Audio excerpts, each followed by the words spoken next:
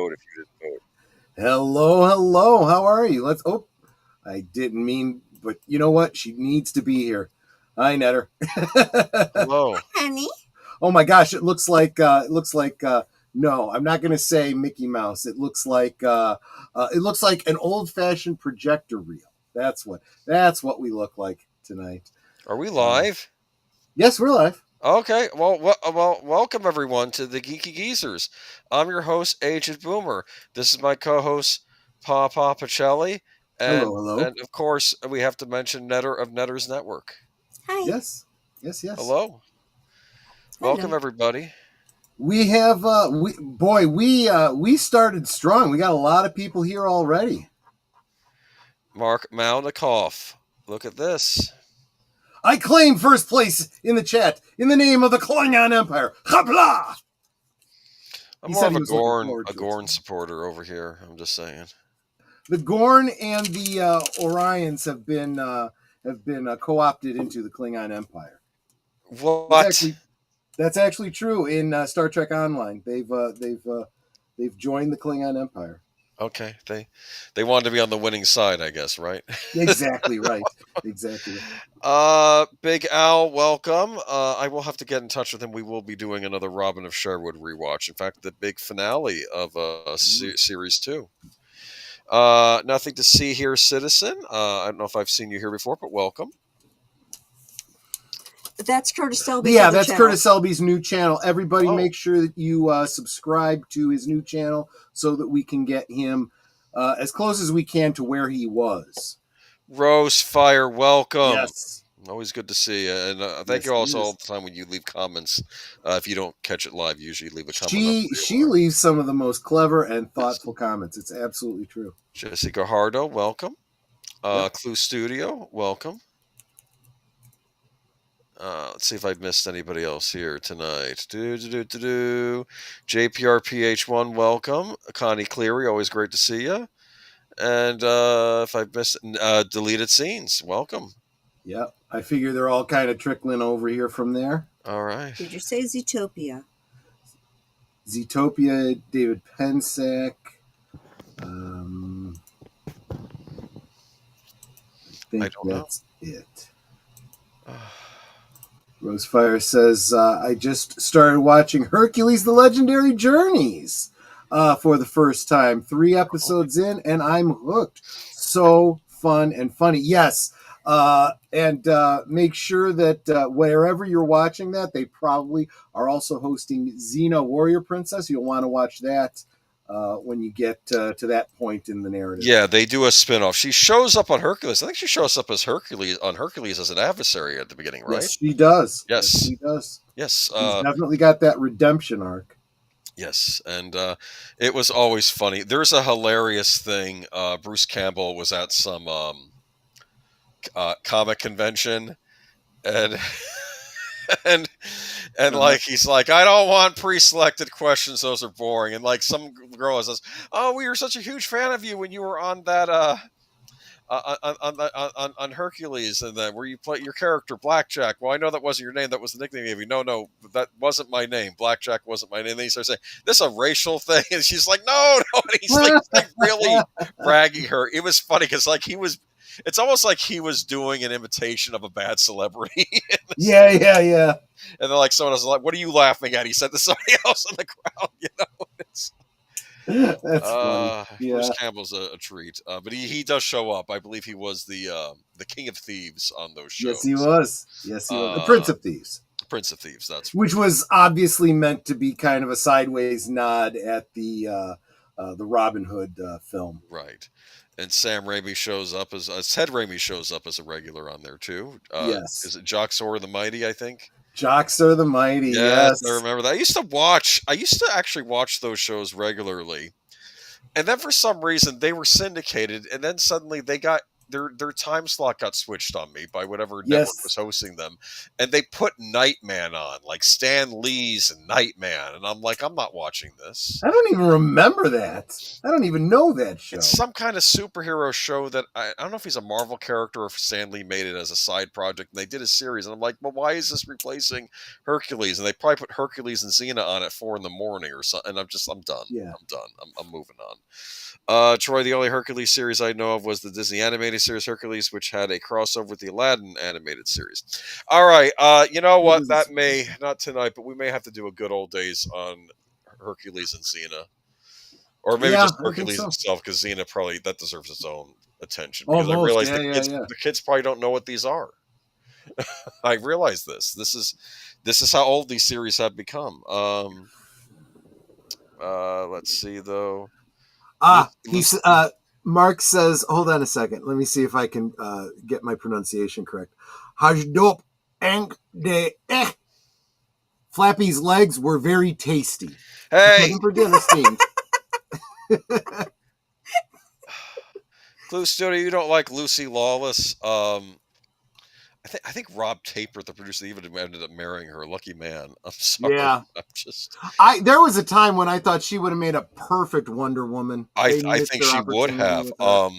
Yeah. In fact, I like the fact they at least cast her as the voice of Wonder Woman in one of those DC animated. Oh yes, because she would have been perfect.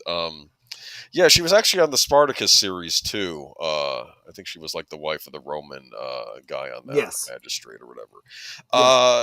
No, I'm a fan of Lucy Lawless. Of course, she always has that accent, the Australian accent, isn't that where she's from? New Zealand. New Zealand, my mistake. Don't confuse the two. Yes. But good God, as she was hot. Yes, she was. I have to say, she had piercing, like, blue eyes. It was her eyes, too. I don't know how. Almost unnaturally, like, light blue. That was amazing. Yeah. See, I miss the 90s, man. Right. I really do. We were talking about must-see TV on Friday, but there was other TV moments on. That might be an idea. Maybe do a 90s television night or something. I don't know. Because TNG was big in the 90s. X-Files. I'm trying to think of all the big 90s shows. Yeah. Even though TNG starts in the 80s, I do see it as a 90s series. Well, apparently there was no television unless it was on NBC, as far as you're concerned, right? Yeah. I was almost going to make a joke tonight where I was going to pretend to be you when we were back on Friday, and I was going to explain how my co-host here, Troy Pacelli, doesn't understand that must-see TV is a phrase that was coined by NBC. I did acknowledge that. I said that in my opening appointment television, blah, blah. I did say appointment television. I said must-see TV. It started well before it started in the 90s on NBC as one of their trademarked marketing slogan. Yes. All right. Do we have a presentation? Oh yeah, you want to get into that? We absolutely. Not that one. You got rid of Netter. Well, she's always no. I'll bring her back. Let me get back to the presentation. There we go. Oh, yeah, you're right. Netter's not in the presentation. Well, Netter is always welcome. We'll bring her back. There you go. It's kind of funny because I'm like, wow, we never have Netter on the show, but then she's always here anyway because she's in the background. So right, and she can be heard. You hear her over the mic. Make her little she's always at least in the green room so that she's not listening with a 5-second delay, which kind of gets confusing. Trust me. I mean that, when you hear over the air somebody in the room speaking and then they come over your other ear in 5 seconds as an echo, it's just weird. So here we have Geeky Geezers, and we always start out usually talking about the good old days. You going to tell us about the good old days, Uncle Agent? We're going to talk about Alligator. You meant specifically the movie, not like in general? Like yes, the movie. Have you not seen this movie? I have, but I thought you were going to talk about alligators in general because you live in Florida. No. Let me. Okay, you tell me about Busch Gardens and all that kind of stuff. Have you ever seen one up close? I have. I've been to Busch Gardens. I've had my picture taken. Look behind glass. Okay, we've had them in our backyard at times. No, this was in the 70s before there was glass. I was on a bridge over a whole bunch of alligators. Oh, and that's lovely.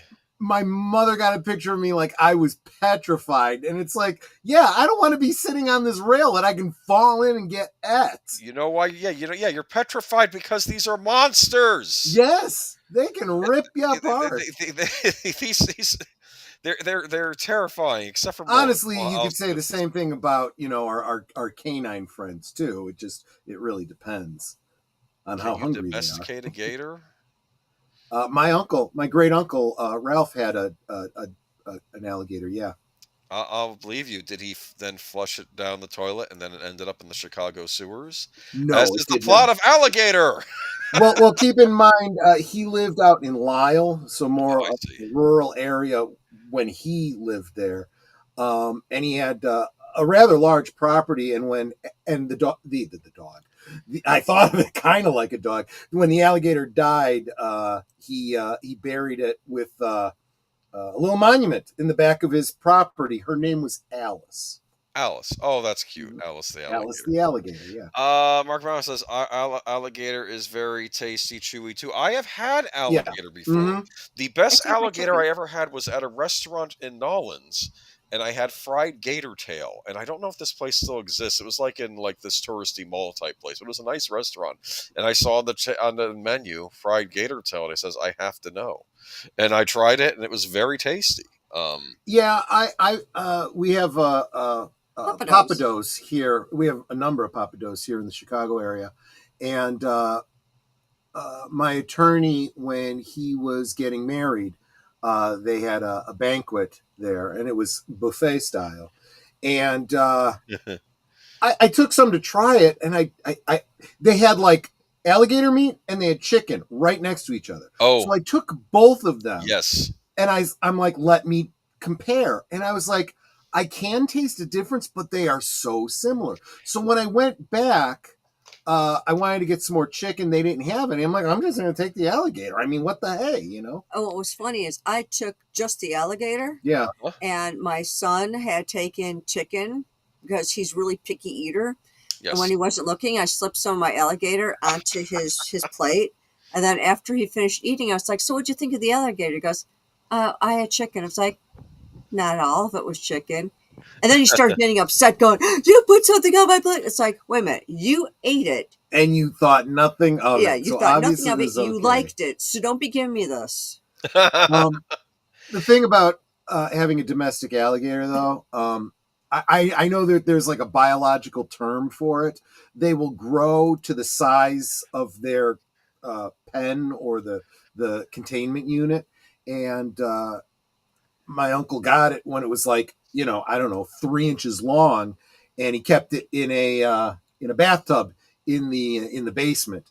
And my Aunt Ramona was afraid to go in the basement. She wouldn't go in there. Yeah, because there's an alligator in the basement. Yep. And it got to be about the size of a like a German Shepherd, basically. It was fairly big, but he fed it.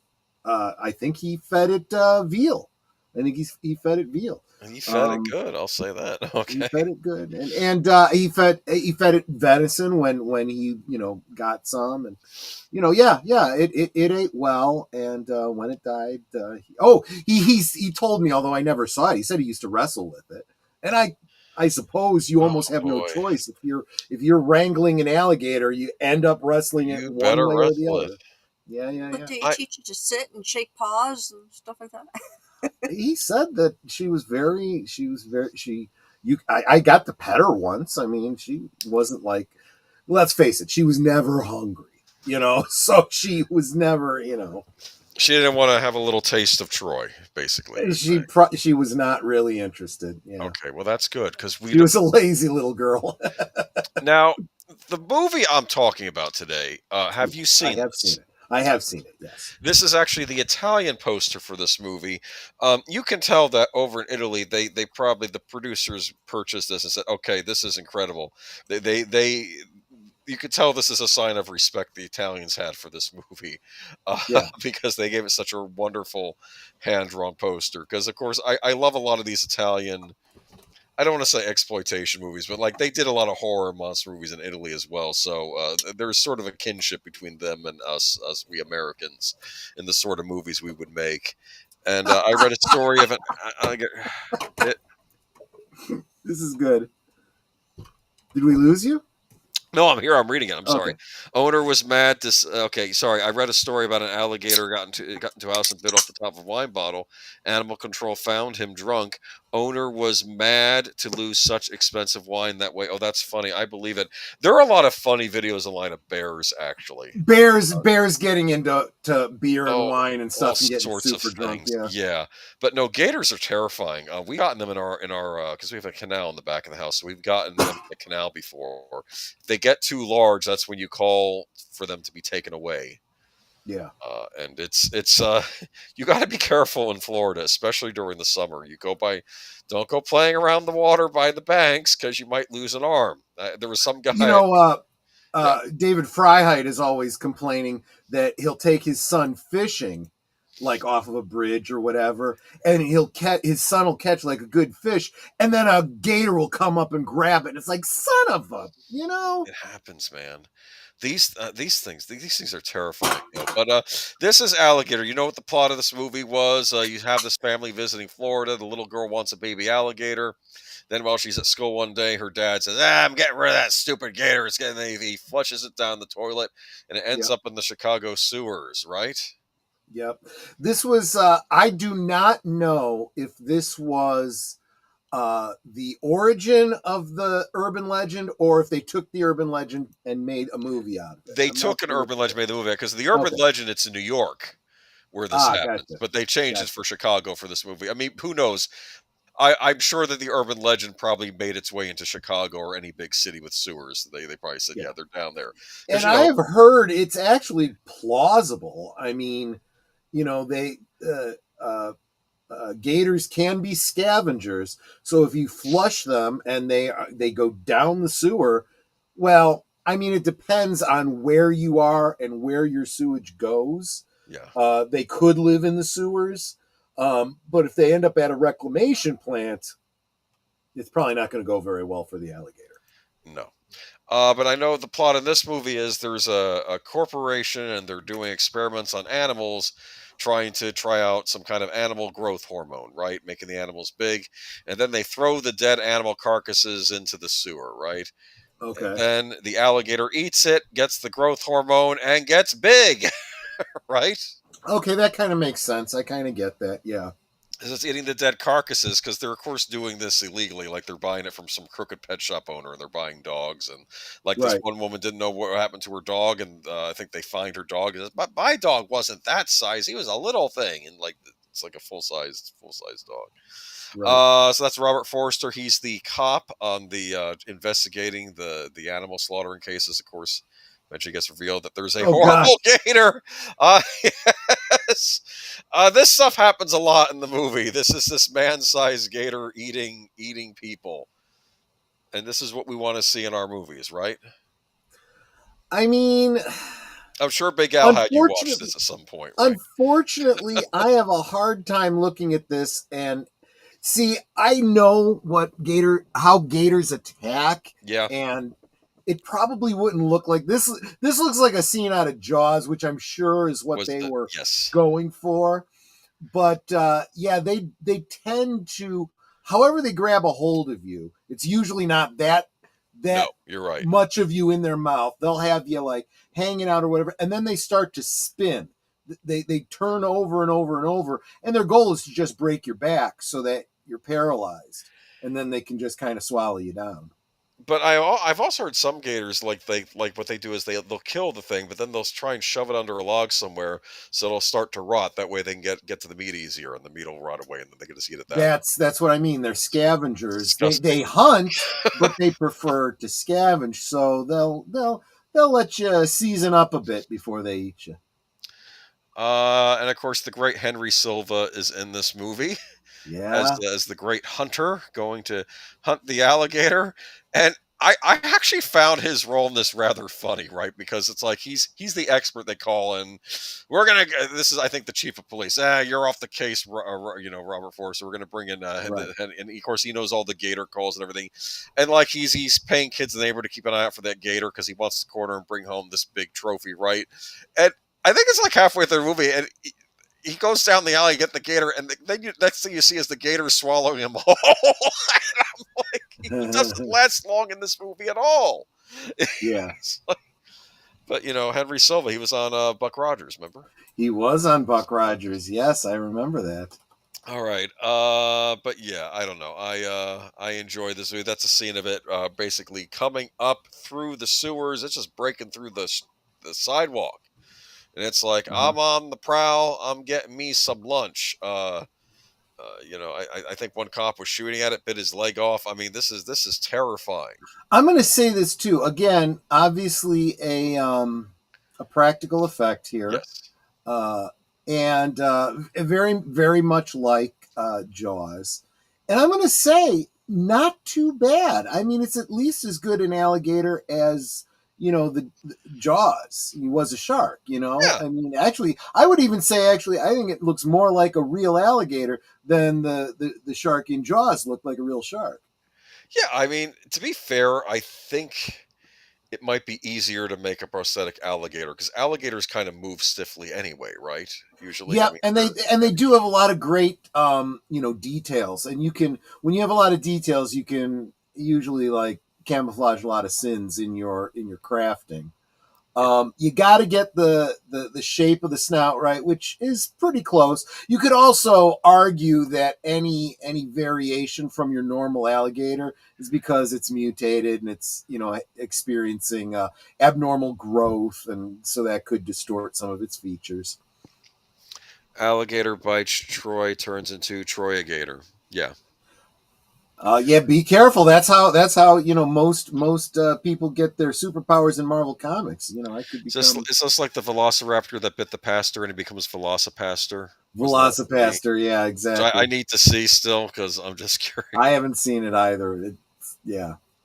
All right, but here we go. This is Alligator, classic monster movie, early '80s, I believe 1980. Just good fun. It's something you watch late on a Friday or Saturday night. Come on. Yeah. And you could watch this with what was the name of that movie? Was it Chub or it was Chud? Chud.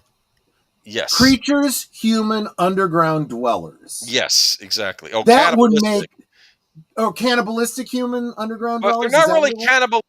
Yeah, cannibalistic humanoid underground dwellers, but they're not really cannibals. They're not eating each other. So I kind of felt that was a weird anagram. It would be interesting. That seems like one where there should be a. Well, I don't know if you can't really franchise Alligator. An alligator in the sewers. Know, and where did you got to get there first? Is what you got to do. Was Chud in New York or was Chud is New York? So then you do one in New York. You do Chud 25. Chud meets Alligator. Exactly. And you do that whole thing. Yeah, you could do that. You get away with that. Chud versus Alligator. If you want a more modern alligator movie, though, this is a crocodile movie. I don't remember the name of it now. Darn it. Was it Rage? Was it Rapid? I forget the name of it now. Hold on. Never mind. I'm just mumbling now at this point. Crocodile movie, Australia. Humor me a minute while you look for this movie. Australia. I like that. Timey Wimey says, my understanding is that the dangerous ones are crocodiles. But hey, I'm not saying I'd stick around to find out the difference. Well, it is much easier to handle alligators than, at least this has been my understanding. I may be very wrong about this, but my understanding is that alligator behavior is very predictable, and they can be, if you know what you're doing, very controllable and docile. Again, if you know what you're doing. If you don't, you're going to lose limbs. Crocodiles, less so. Yeah. Jessica Hardo, you are correct. I just looked it up. The movie was Rogue. It takes place in the Australian outback, and there's this large gator going after a tourist boat. All right, so a large crocodile. It's a good. Another. If you want a good follow up to this, it's as close as you're going to get. To another giant. Of course, right. It's a crocodile. It's an alligator. I mean, same thing, right? Well, not really, but anyway. No, in fact, one is I believe freshwater. Correct me if I'm no. Crocodile is is a reptile and alligators are amphibious? Or no? I may be mistaken about it. You'd have to have gills to be amphibious, so I'm probably I don't want to wrong. run into either. All right, so Yeah, but yeah. apparently your cousin had one as a pet, so there we go. And anything left to say about alligator? No, Because it no. is unfortunately going to lead into our first celebrity death Yeah. of the night, and I'm very upset. And I'm sure if Flappy were still with us, he would be upset too. I'll have more to say about that on This Tuesday. one was brought to us by our correspondent in the field, Mark Malnikoff.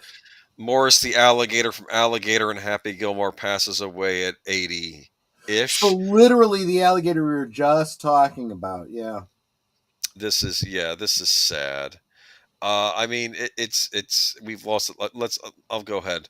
Some unfortunate news hits the horror community this week as Morris, the 640-pound American alligator that worked in Hollywood films and TV for more than 30 years, has passed away at the Colorado Gator Farm, where he was spending his retirement. Morris had appeared in several favorites among the horror world, including the gory, underrated creature features from the 80s, Alligator, and Mm-hmm. Alligator to the Mutation. If you remember the end of Alligator 1, there was a baby Mm-hmm. alligator at the end of the movie. We think it had a kid, and the kid survived. He also appeared in 1994's Interview with the Vampire and gets a brief mention from Tom Cruise Lestat when returning to exact revenge on Louis and Claudia, excuse me. Ask the alligator, his blood helped. Oh, that's funny. Most famously, Morris is known for his role as the gator that ate Chubb's hand and eventually scared him into falling out of a window to his death in Adam Sandler's hit 1986 comedy Happy Gilmore. I need to rewatch Happy Gilmore now because he Yeah. appears in movies and TVs from 1975 to 2006, from Dr. Dolittle 2 to Blues Brothers 2000 to Arnold Schwarzenegger's lesser-known sci-fi action flick Eraser. Do you remember the line in Eraser when he shoots the gator? No, I don't. Your luggage.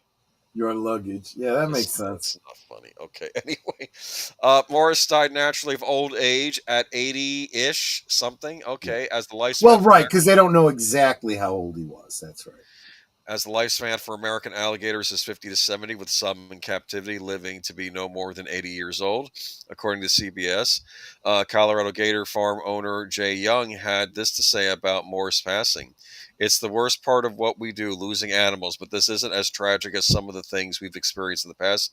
He had a happy time here, and he died of old age, and it's not as tragic as some of the family members we've lost here, but that's part of life. Everything Yeah. that lives must die. While Morris will be missed by his family, remembered by the horror community, the Colorado Gator Farm plans to have him taxidermied and displayed to the public as a frightening memorial. That's kind of weird, but kind of cool too. I mean, why not? Why not? Oh, it's not fair, man. It's I guess everybody goes. Like some celebrities live a long life, others die tragically short, like Flappy. It's just Yeah. like I said, Flappy did know Morris. I'll be saying more about this on Tuesday. Okay. Welcome, Darth Plato. Thank you for being here, and thank you for renewing your membership as well. I appreciate it. Saw Eraser once. It was okay. It had one of the former Miss Americas in it. I forget her name. The one who was on. She had a guest appearance on D Space Nine once too. But yeah, it was a boomer gator, I guess so. But rest in peace, Morris. And we have another celebrity death. The Yeah, great, the yeah. one and only This is another Joe one of Don those that if you Baker. don't know the name Joe Don Baker, you know the face. You've seen him. Joe Don Also, Baker. this Yeah, go one ahead. was submitted by Big Al of Big Al Presents. Joe Don Baker and impose. Whoa, you still there? Yeah, why? What? Okay, nothing. My screens got small. Okay. Joe Okay. Don Baker, an imposing character actor who left his mark on action films, westerns, and James Bond adventures, Yep. has died at 89. An obituary for the actor reveals he died on May 7th and is survived by a small group of friends. Baker was born on February 12th, 1936, and spent his early life in Texas, attending Groves Brook High School and North Texas State College. After serving 2 years in the U.S. Army, Baker traveled to New York City to pursue a career in theater. He eventually began a career in television with a small part in the 1965 Western Iron Horse, and soon started appearing in films with uncredited, starting in 1967's Cool Hand Luke. His Yep. most famous role was that of wrestler turned sheriff Buford Pusser. Busser in the 1973 film Walking Tall. Baker appeared in scores of projects as a character actor, including 3 different Bond films: 1987's Living Daylights, 1995's Goldeneye, and 1997's Tomorrow Never Dies. And box office hits including 1984's The Natural, 1985's Fletch, and Martin Scorsese's 1991 Cape Fear remake. Other film roles included Reality Bites, Mars Attacks, and the TV movie Poodle Springs. What is Poodle Springs? That one I don't know. You got me on that one. On TV, he appeared in the miniseries Edge of Darkness, had a recurring role in the series In the Heat of the Night, on the series I Shied, and guest starred on shows including Gunsmoke and Lancer. Baker retired in 2012. His work in the ensemble cast of his final film, 2012's Mud, was awarded the Robert Altman Award at the Independent Spirit Awards. Okay. I grew up with Joe Don Baker. He was right. You and Retro Blasting were talking Bond very recently. Yes. He had the recurring role of Jack Wade in those Bond films. He kind of, I want to say in the Bond films, it was during the Brosnan era. First, he plays a villain in Living Daylights, but then he gets recast as a CIA kind of point man. I think he ended up taking on the role that Felix Leiter used to have before Felix Leiter got half his legs eaten by a shark. But anyway, right. Because I noticed he starts showing up, we don't see Felix Leiter anymore. Oddly enough, in the James Bond books, after Felix Leiter gets fed to a shark and loses a piece of his arm and his leg, he still finds work. First he starts working for the Pinkertons, and then eventually the CIA hire him back, but he has a prosthetic leg and a hook hand now.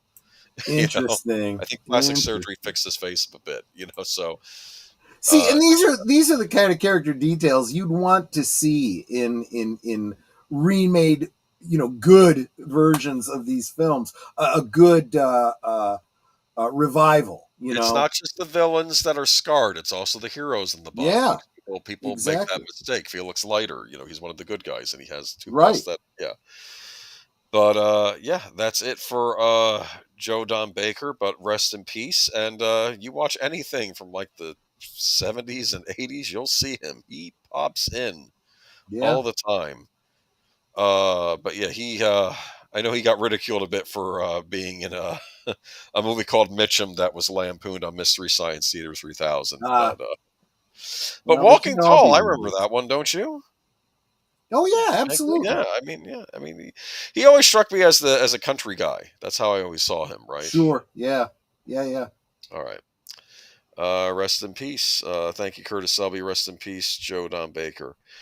I'll miss him. Like I said, we're losing the greats, even these character actors who we grew up with.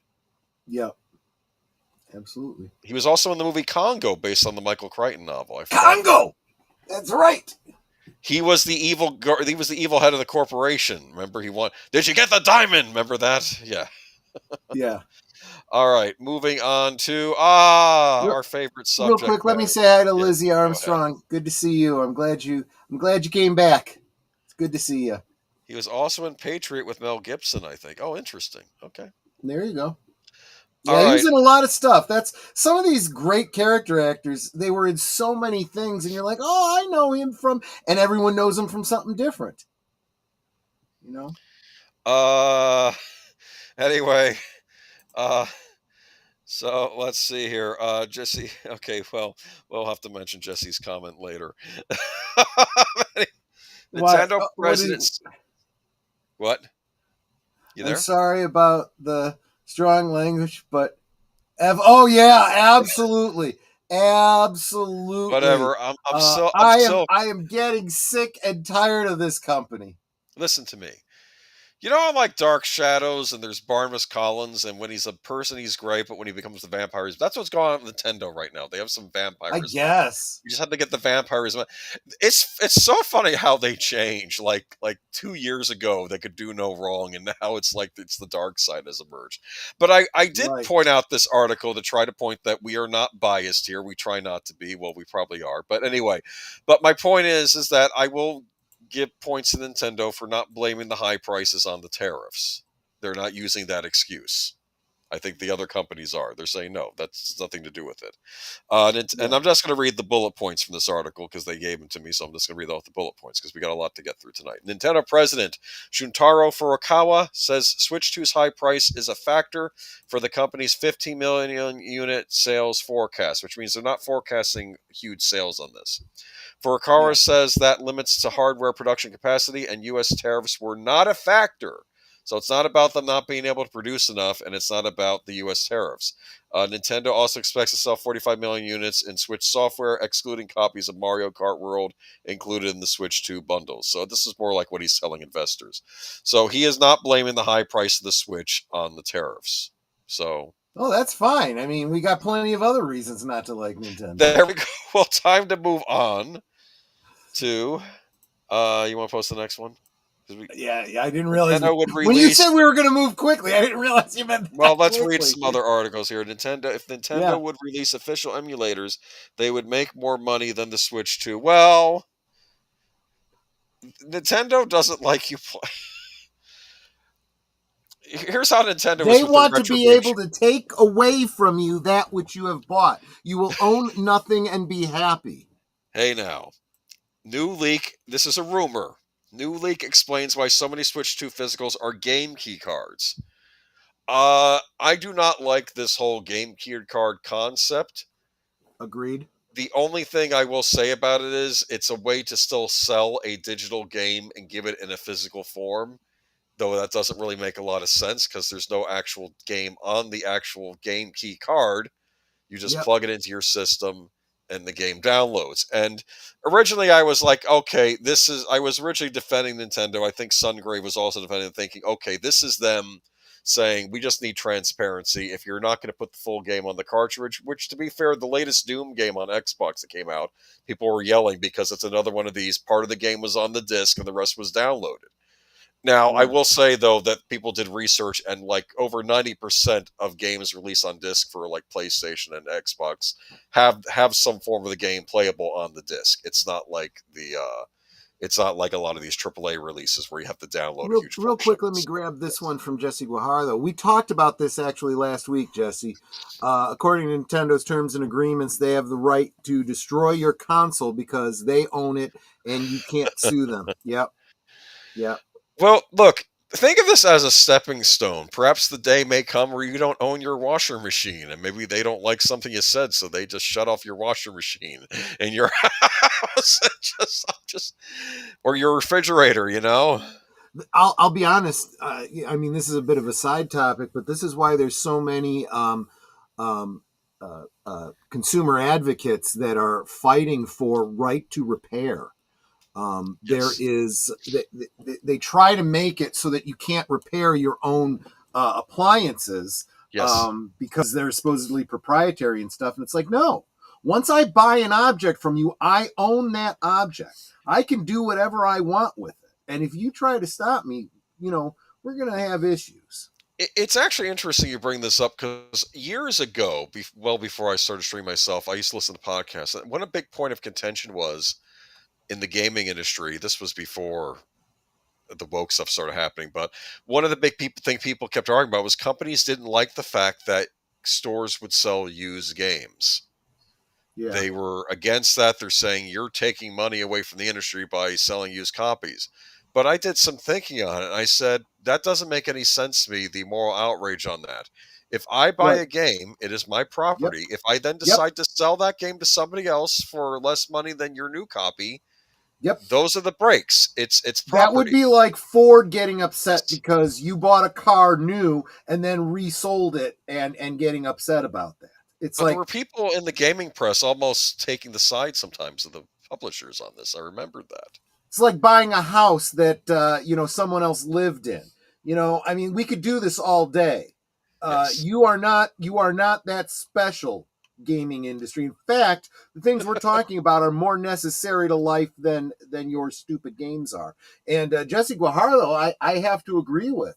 Says Nintendo is going to lose money. I hope they do. And that is up to you. Remember, when you hold the money, you hold the power. If you don't buy the thing, you send a very strong message. But if you keep shelling out the money like you're making it rain, well, then they've got you like you're addicted to heroin. So, one of the biggest talking points out of the Switch 2 reveal has been Nintendo's new game key cards. For those who missed it, these physical cartridges don't contain the game itself, but rather a download key to access the title digitally. We've already seen this format confirmed in the likes of Street Fighter 6, Split Fiction, Star Wars Outlaws, and many more titles, and now a new link may explain why, thanks to this Gizmodo. Next week's story will be how Nintendo was suing Gizmodo. I'm kidding. I'm kidding. Anyway, moving on. Last week, Dexterra reported that Guilty Gear Strive developer Arc System Works had been hacked, leading to a boatload of leaks regarding the studio's upcoming titles and updates. According to leaker and Universo Nintendo editor Necrolape, that's weird. One piece of the info out of the hack suggests that Nintendo is only offering very limited format options for third-party Switch 2 releases, potentially explaining why so many are turning to game keycard options.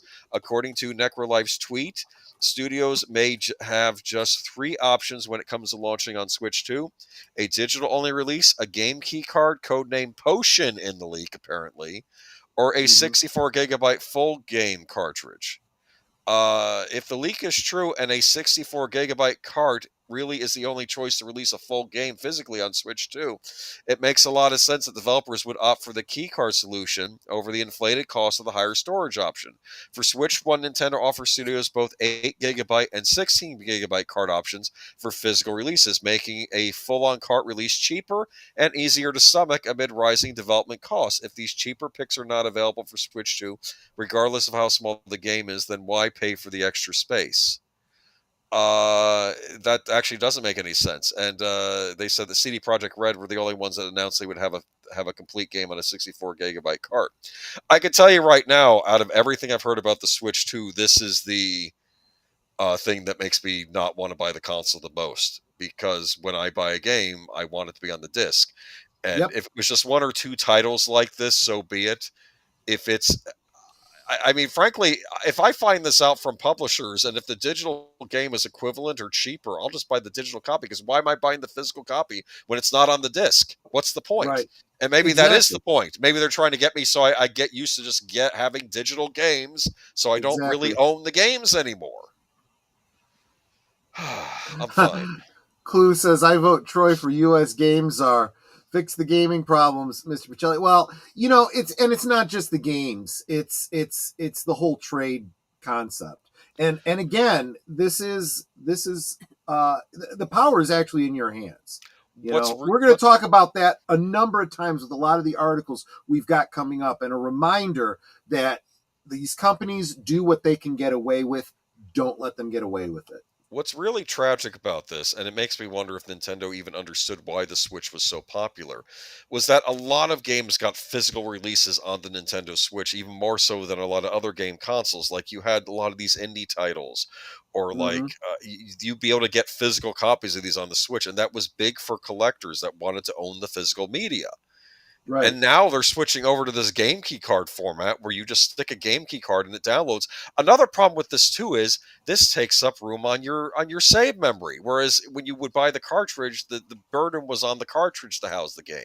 Right. And yeah, you'd be able to get updates every so often. The game would update and you'd have to store that in your system. But other than that, the most of the game was on the cartridge. In fact, I actually would praise Nintendo on this in this past generation, because when Nintendo would make updates to their game and then they would do further prints of that game cartridge, they would include the updates already on the cartridge. So if you bought it later, you'd get the full updated game actually on the little game key card that they saw on the card they sold. But now not key, because there weren't keys this generation. I really don't like this. But anyway, licensing their characters have a theme park that'll take a lot of time.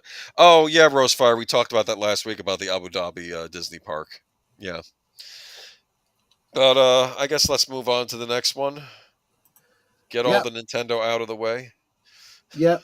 Nintendo is suing the accessory brand that flaunted Switch 2 mock-up ahead of its reveal. We talked about this, I don't remember now if it was last week or the week before. Look, this one I can't fault Nintendo for. This one I kind of understand, actually. I knew that a few months ago Nintendo was very angry about the Switch 2 being leaked. At the Yeah. same time, I thought at the time thinking, well, this is kind of what everybody was expecting the Switch 2 to be. A Right. better Switch. And I was before the last month, I was actually on board with all of this. Make a more powerful Switch. I want it to be backwards compatible, which they said it would be, but of course there's stipulations with that I didn't realize going forward. Yeah. And because now the backwards compatibility is running off of emulators rather than an actual hardware solution, and I don't like any of this. I'd rather just play games on my Switch rather than get a Switch 2, I'll be honest. Nintendo is going after the company that showed off an unauthorized mock-ups of the not yet announced Switch 2 at CES 2025 in a lawsuit filed on Friday. Nintendo accuses accessory maker Genki of trademark infringement, unfair competition, and false advertising, arguing that Genki embarked on a strategic campaign intended to capitalize on the public interest surrounding Nintendo's next-generation console. According to Nintendo, Genki promoted accessories it claimed are compatible with the Switch 2 despite not having official access to the console and used the Switch logo to do so. Following the initial reports in January that Genki bought Switch 2 mock-ups to CES and published a video said to show a 3D render of the console, Nintendo released a statement saying that neither the hardware nor the imagery were official per IGN. Okay, so I'm a little curious about this. Is this basically them saying that what they were showing was not the official Switch 2?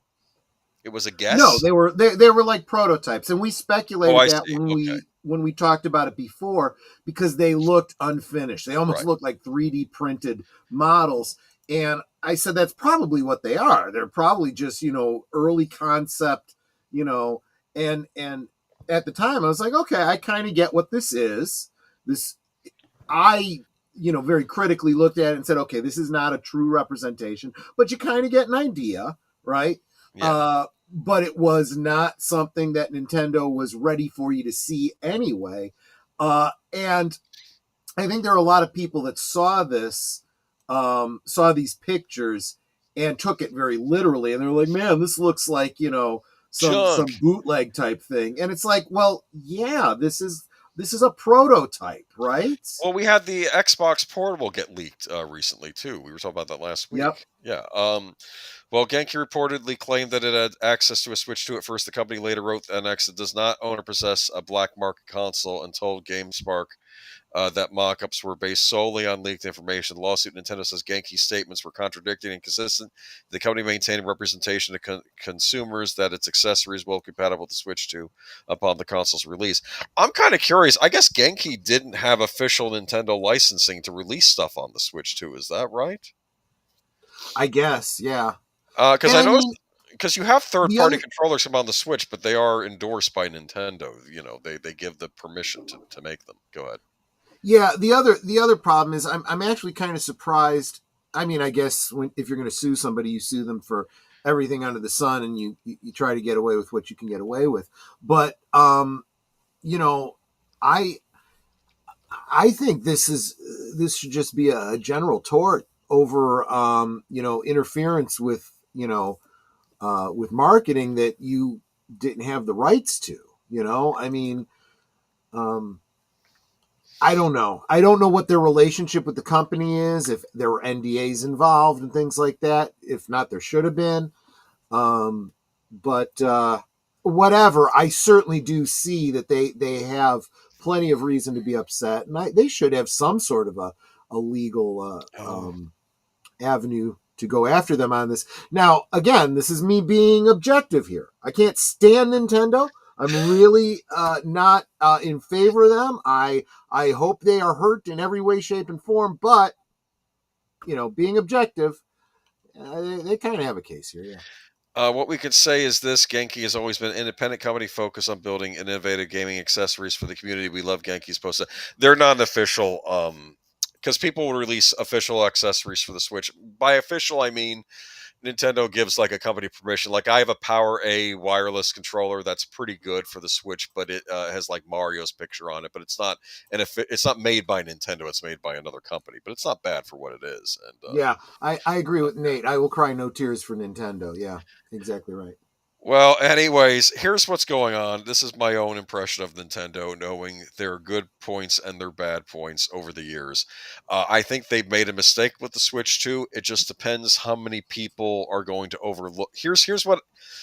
If I was going by history, I would say the Nintendo Switch 2 is going to be a failure of a console. But I don't know Hmm. if the market has changed enough because, of course, Nintendo brings in new generations of gamers each 10 years or 20 years or so. So maybe the current Nintendo players will eat the crap Nintendo's giving them right now as far as the cost goes. Because the big problem with this is the cost. This is prohibitively expensive. It's up from I got my Switch for $299.99 with Mario Kart as a Black Friday deal. Now this version, if you want to get Mario Kart, it's $499.99. That's a $200 increase. You never had increases like that in the past. You might have like a $50 increase. And I was even expecting that they were going to try to go for $399. I thought that's what they were going to go for, to a $100 increase, and they went full on further than that. Where is the physical manufacturing occurring? Where are the chipsets being made? Not Manufacturing sharpshooting anyone's details. knowledge. I don't know. I know that Nintendo does make a lot of their. I think a lot of their consoles are made in Vietnam right Yeah. now. In the old days, they were made in Japan, but I think they offshored things eventually. But Mr. yeah, House Party, I really want to thank you for your generosity. Super, super appreciate it. Yeah, we haven't dug into it that far. I will definitely be looking into this as we're getting more and more Nintendo news. That's for darn sure. from what I'd Um, heard, it was Vietnam, because I think people were but worried about the Chinese tariffs, and it's like, well, they manufacture their Well, stuff but in here's Vietnam. something else to keep in Yeah. mind too. This is part of what the administration is cracking down on with those tariffs, because there's a lot of stuff coming out of Vietnam that was actually made in China, and China just ships it to Yep. Vietnam, and then they switch the labels on it. They say, "Well, made in Vietnam," and this is exactly why a lot of this is happening, to stop that. So even if I was to do the research and say, yep, the chips were made here and it was manufactured there, that may not actually even be the case. See, Okay. so And now our final story of the night. Not of the night, of Nintendo. I'm sorry. on Nintendo. I'm Yeah, sorry I had to exactly. post this picture. Yeah, that's funny. I think this is a fake picture too. I don't think this is an actual broken Switch 2. People were yelling at stop using this fake, obviously Photoshop. Okay, whatever. It's funny. It has to be because if you imagine like trying to reassemble it doesn't fit together. The I know. two top lengths are longer than the bottom lengths. So yeah, Yeah, whatever. that's fine. But Nintendo latest EULA update blocks class action lawsuits. Oh boy, yeah, Troy's gonna love this one. Yep. Nintendo has quietly rolled out an update to its end user license agreement that significantly restricts users' abilities to sue the company. The most notable change is a new arbitration clause introduced in Section 13, which bars users from filing or participating in class action lawsuits. Instead, it mandates that all disputes be resolved individually through arbitration. This is reminding me of that stuff with the Disney World. Remember? Yep, and Yeah. this is exactly why I have an issue with arbitration. It only exists to protect these big companies. Initially spotted on the Nintendo subreddit and later confirmed by outlets like Games Radar Plus, the update represents a significant shift in how Nintendo handles legal challenges from its consumer base.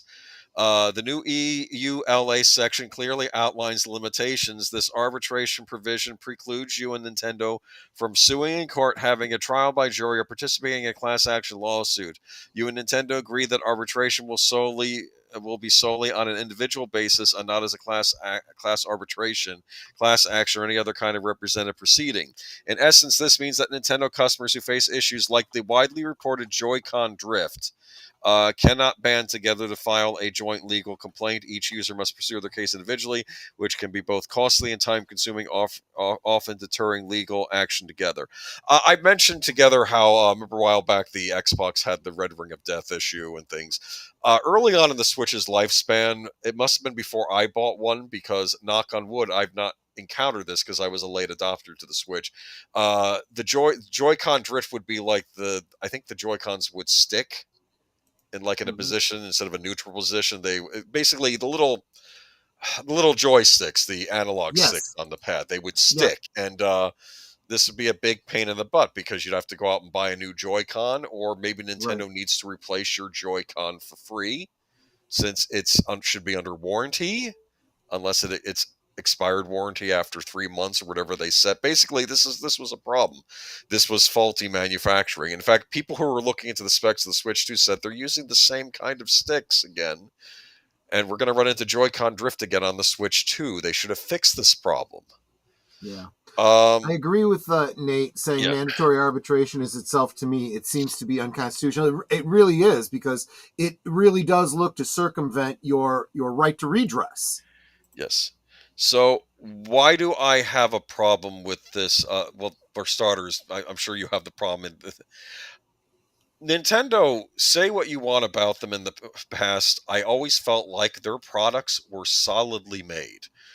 There was often the story about the guy who was in, the Gulf, the Desert Storm, the first Iraq War, and he had his Game Boy with him. And the Game Boy, I think a fire happened in one of their tents, or maybe it was from any fire. But his Game Boy caught on fire in the tent, and he got it from the wreckage, and it was all burned up. Uh-huh. He turned it on, and it still worked. It's still, Wow. like you couldn't see the screen well, but you could see, it still was running the cartridge.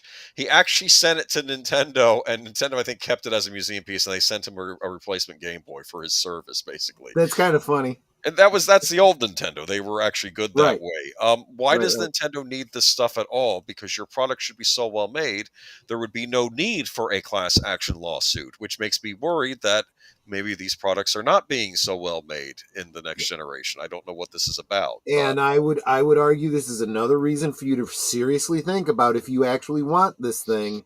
But unfortunately, I'm not sure that enough people are, paying attention. The Donkey Kong game looks good, but that's one game. I don't buy a game console over one game.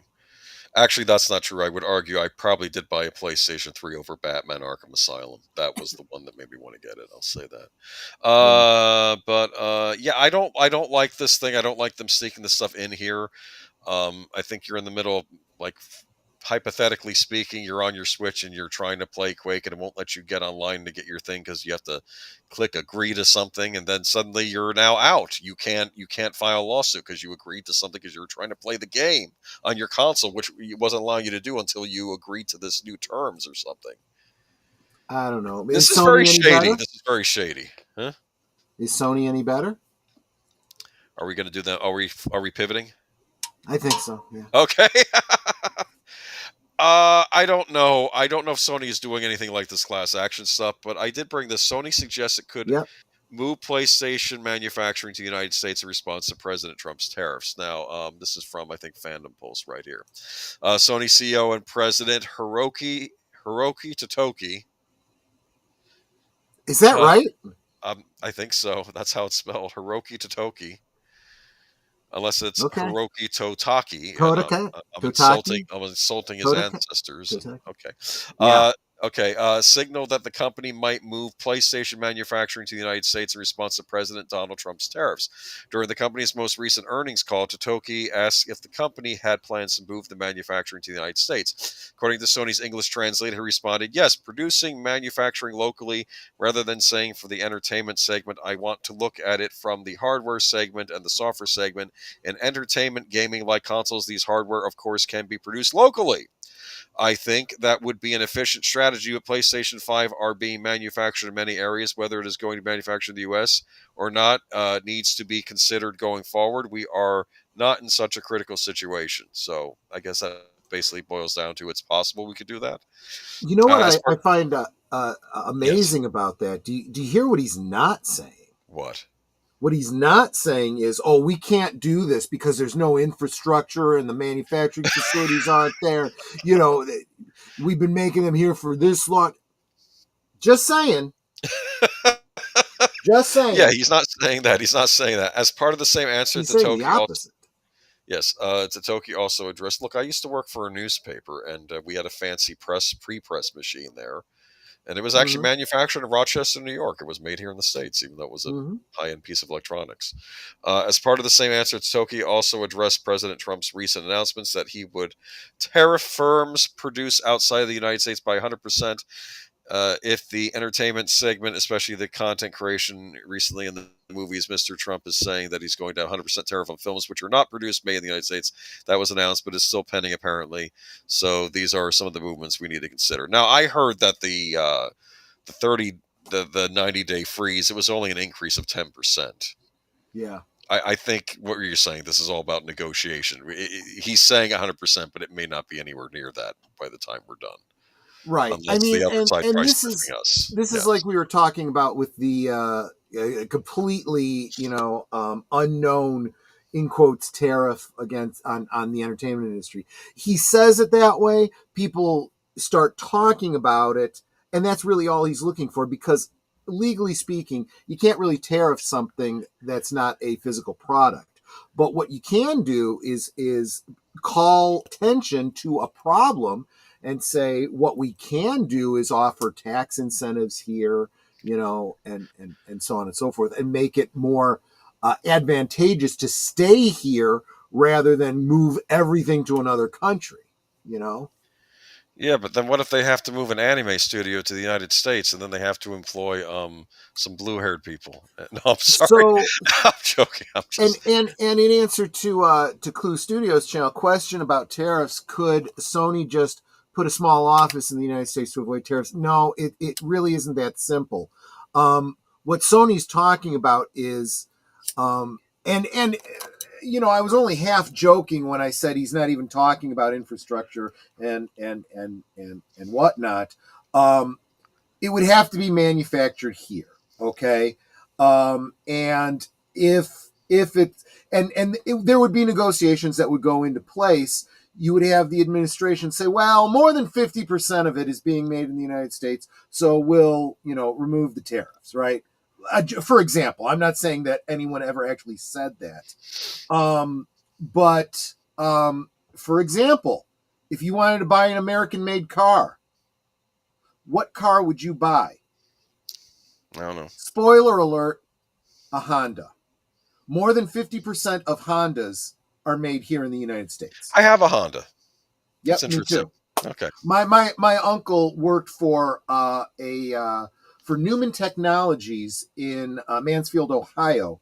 They made all of the moldings and bumpers and the exhaust systems for Honda in the United States. It's the best car I've ever owned. I'll say that. It's lasted a while. Yeah. So you're probably going to see something like that coming from them, and it's just the natural course of business.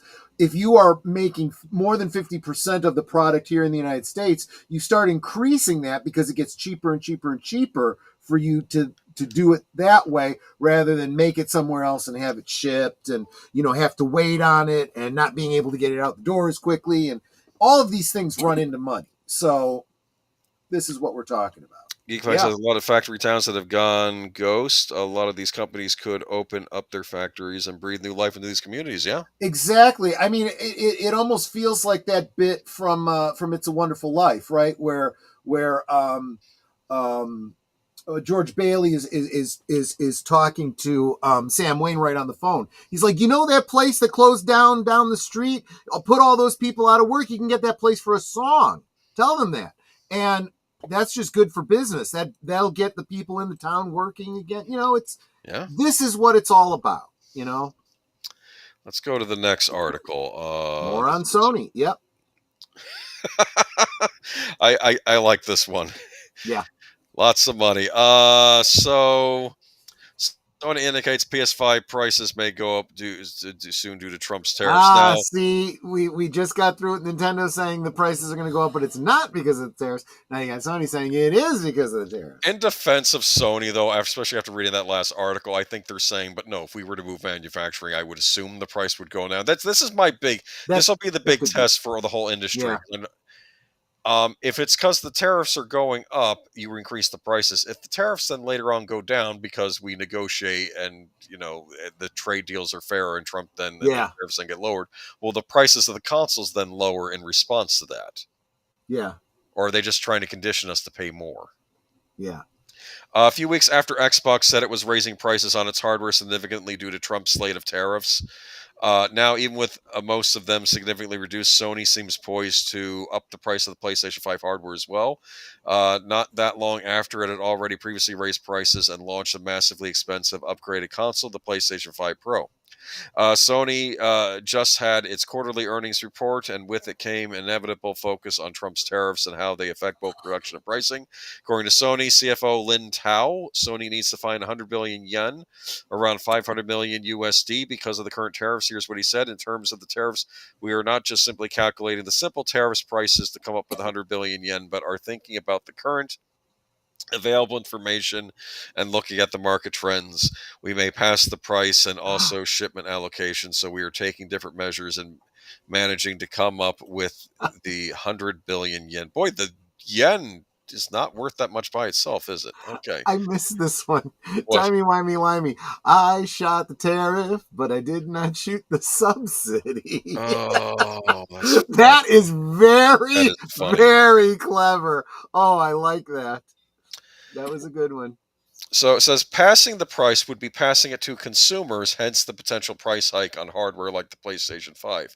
Surprisingly, though, Sony's CEO Hiroki Totoki actually said they might consider making hardware in the U.S. We just mentioned that, which has been a big stated goal of Trump's tariffs, though that has not seemed to be happening across a multitude of industries, given how long this would take to set up and how in flux the entire economic tariff situation is, as it seems to be changing week to week. I think there's some bias in this article. Where was this from?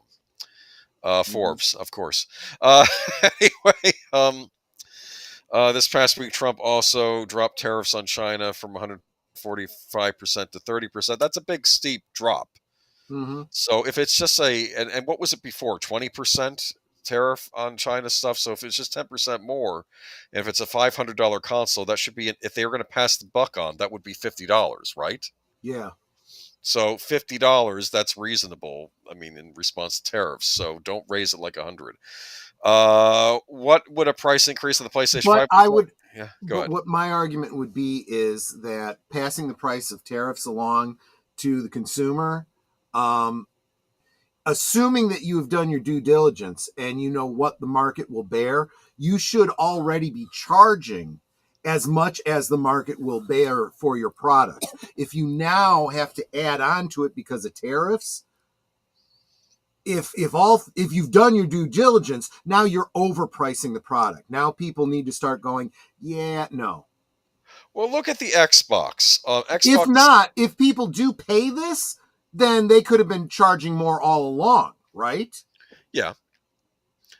In Xbox Series S, from Series S, from $300 to $379. Xbox Series S 1 TB gig from $350 to $40 for $350 to $430. That's $80 increase, and those are the consoles nobody wants because those are the S consoles. The X consoles, the digital version is up $100, and the regular X is up another $100 from $500 to $600. And the 2 TB X, this is the one that really burns me, is from $600 to $700 to now $740. That's not a 10% increase. Yeah. On any of these, if you think about it. That's anywhere from like an $80 to $140 increase per different unit. Sony follows suit. It could look like this. This is speculation on Forbes' part, though. PS5 Slim Digital from $449 to $550. PS5 Slim Disc from $500 to $600. I keep forgetting they keep releasing consoles that don't have disc drives in them anymore. You pay more for the disc drive. You got to now. buy that separately. Yeah. Wonderful future we're living in now. Okay, and PlayStation 5 Pro to $700. This is a question mark. But let's just say at least $1,000, so $800 for a single console, double the price PS5 launched at. Again, this is speculation on Forbes' part, but I'm not liking any of this because I've stated this before. The reason people got into console gaming was because one of the reasons was cheaper than PC gaming. We're going to get to the point where these are going to be you're you're going to be able to get a gaming PC for around the same price. So Yep. why would you get a console?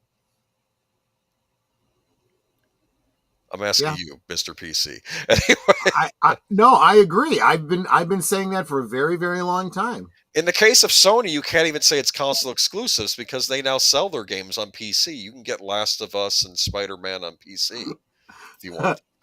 I gotta laugh at Mr. House Party. By the way, damn good looking tractor. No homo. Thanks. It was a Lucasfilm special. More on that later. I'm sorry. yeah, we'll get I there. watched that TED Talk, by the way. The whole thing. Oh, We're going to talk about that later. You're gonna get me started, yeah. Moving on to some more gaming news. This is another one from our correspondent in the field, Mark Malnikoff. Thank you, Mark. Kingdom Hearts. Square Enix finally breaks silence on Kingdom Hearts 4. Are there any Kingdom Hearts fans in the chat here? Kingdom Hearts is a series I always tried getting into, but I just couldn't do it. Yeah. Do you know what it is, Troy? I don't. My understanding is it's an opportunity for them to throw a bunch of different franchises together in a game. Basically, yeah. Actually, no. You're not wrong. This is, in my opinion, I believe this was the world of SquareSoft meets the world of Disney. And I think, even though I don't think this character has been another, you play as this character named Sora. He's like a typical Square Enix type RPG character, and I think he would run into Disney characters. And it was interesting. There are two sets of villain groups in this game. One is more like a Square style group of villains, like from Final Fantasy type games, and the other was a group of Disney villains led by Maleficent. She was the head of the Disney villains in the group. That makes sense. And I think in the first game you're trying to find King Mickey, so you have to team up with Donald and Goofy in the game, and you go into different Disney worlds. And what was interesting in Kingdom Hearts 2, you got to go into Tron World. Wow. You got to go into Nightmare Before Christmas World, meet Jack Skellington. Wow. And Pirates of the Caribbean World, where you got to meet Jack Sparrow. And I don't know if Johnny Depp voiced it, but it was definitely his likeness in the game. So that's pretty cool. So that was kind of neat. Yeah. But then Kingdom Hearts 3 came out, and it was all about Frozen. And no. Okay. They did the Let It Go song in it.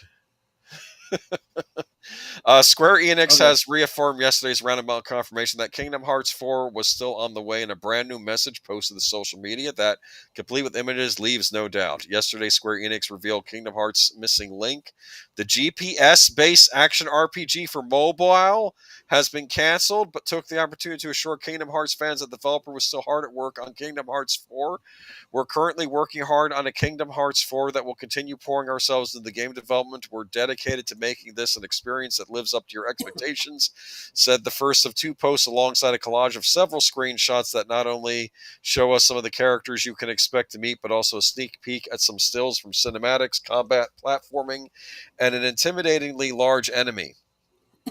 I don't know if they ever went into Pixar worlds in these Kingdom Hearts game. That might be a thing they had left unexplored. But we've seen how excited you are, and we are truly grateful at the bottom of our hearts. The second post added, we are really excited and can't wait to share more about Kingdom Hearts 4 when the time is right. Until then, we appreciate your patience. Thank you for your continued support. So this is the first official update on the highly anticipated sequel fans have had it for months. The last being a tiny cryptic tease for Kingdom Hearts 4 back in January, despite being revealed in September 2022 with a full cinematic trailer. Developer Square Enix has since gone incredibly quiet until now, of course. So, and it's hinted that this will, after 22 years and a whopping 18 games, which sounds odd considering this is number 4 in the title. I think they had a lot of spin-off games. This might shift the Kingdom Hearts narrative toward its conclusion. So, anyone in the chat, Kingdom Hearts, Geek Flag, you're a big fan? Oh, Mr. House Party, yes, cool, not. Okay, well, everyone has their opinion. Can you shoot at Winnie the Pooh with like a gun or something? That might be kind of fun. I somehow doubt it, but you're right. That would be cool. Square Enix made that Avengers game that I want to play. I heard they did a good job with the Guardians of the Galaxy game they made. That apparently got good write-ups. But yeah, I don't know if anyone else here. Did I miss anybody else's things on Remember waiting in line sale for the PS5, $300 with warranty. That's not bad. Was it $300? Or am I not have my glasses on? Hold on. That's pretty good. I got my Xbox One S for $200, and it came with Minecraft. I mean, I don't know what's going on with console prices yesterday. I mean, I do expect things to increase, but not like this. Yeah, Pooh was I think tranquilized. they're. Oh, go ahead. Mhm. I'm just speculating here, but I do think that the consoles, with the way that the prices are spiraling up right now, it's got to be a death knell kind of thing, because it's like they're gonna price themselves out of the market, and I think people are just gonna go screw it. We were already leaning away from consoles. We were already starting to look at PCs, and now we're just done with you. Do you know who originally played the voice of the lead hero in these games, Sora? No, Haley Joe Osment back in the day. From no kidding. Sixth Okay, Sense and all that. Yeah, they got him the voice. yeah. They might have replaced him though with the more recent, because I guess he aged out of the part. But try Kingdom Hearts based on Pooh, Blood and Honey. You know what? I wouldn't be surprised. They should do like a Doom mod based on Pooh, Blood and Honey. Right? Just I don't know. Maybe they'll do. Yeah, but that would require these game companies to actually respect their users enough for that, and they don't. Yes. They absolutely don't. Oh, we got to go on to Kershay. Yep. Yeah. This is the big. This story has been evolving throughout the week. I know you had originally posted at the beginning of last week. Yep. Kershay actually did succeed in getting that Vice story taken down. Because it was probably slanderous, I believe, and just written by someone with a personal grudge against Kershay. So VTuber Kershay. No, that never happens in modern media. Yeah. So VTuber Kershay, she's one of these, those VTubers that Mr. Match introduced you to. Sure. Now, of course, now since then you have VTubers cropping up all over the world, and she's an American VTuber actually, but she still has the anime girl look.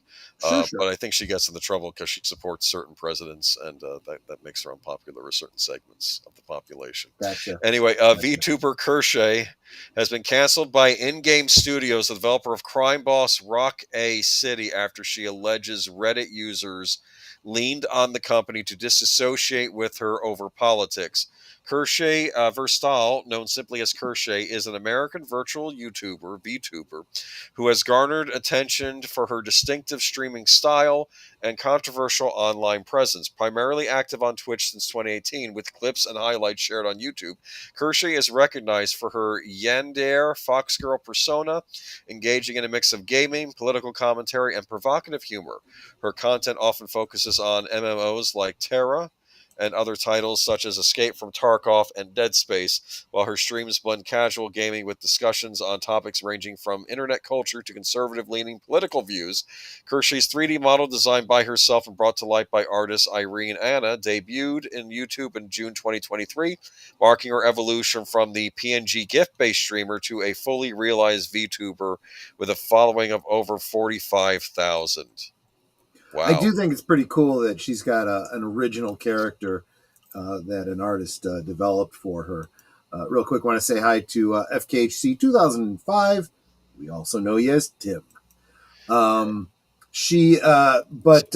need to come up with a cute anime avatar to use for myself. And before someone says something, I do believe that the term is pronounced Yandere. Yandere, my mistake. Okay. I think, or something like that. Gotcha.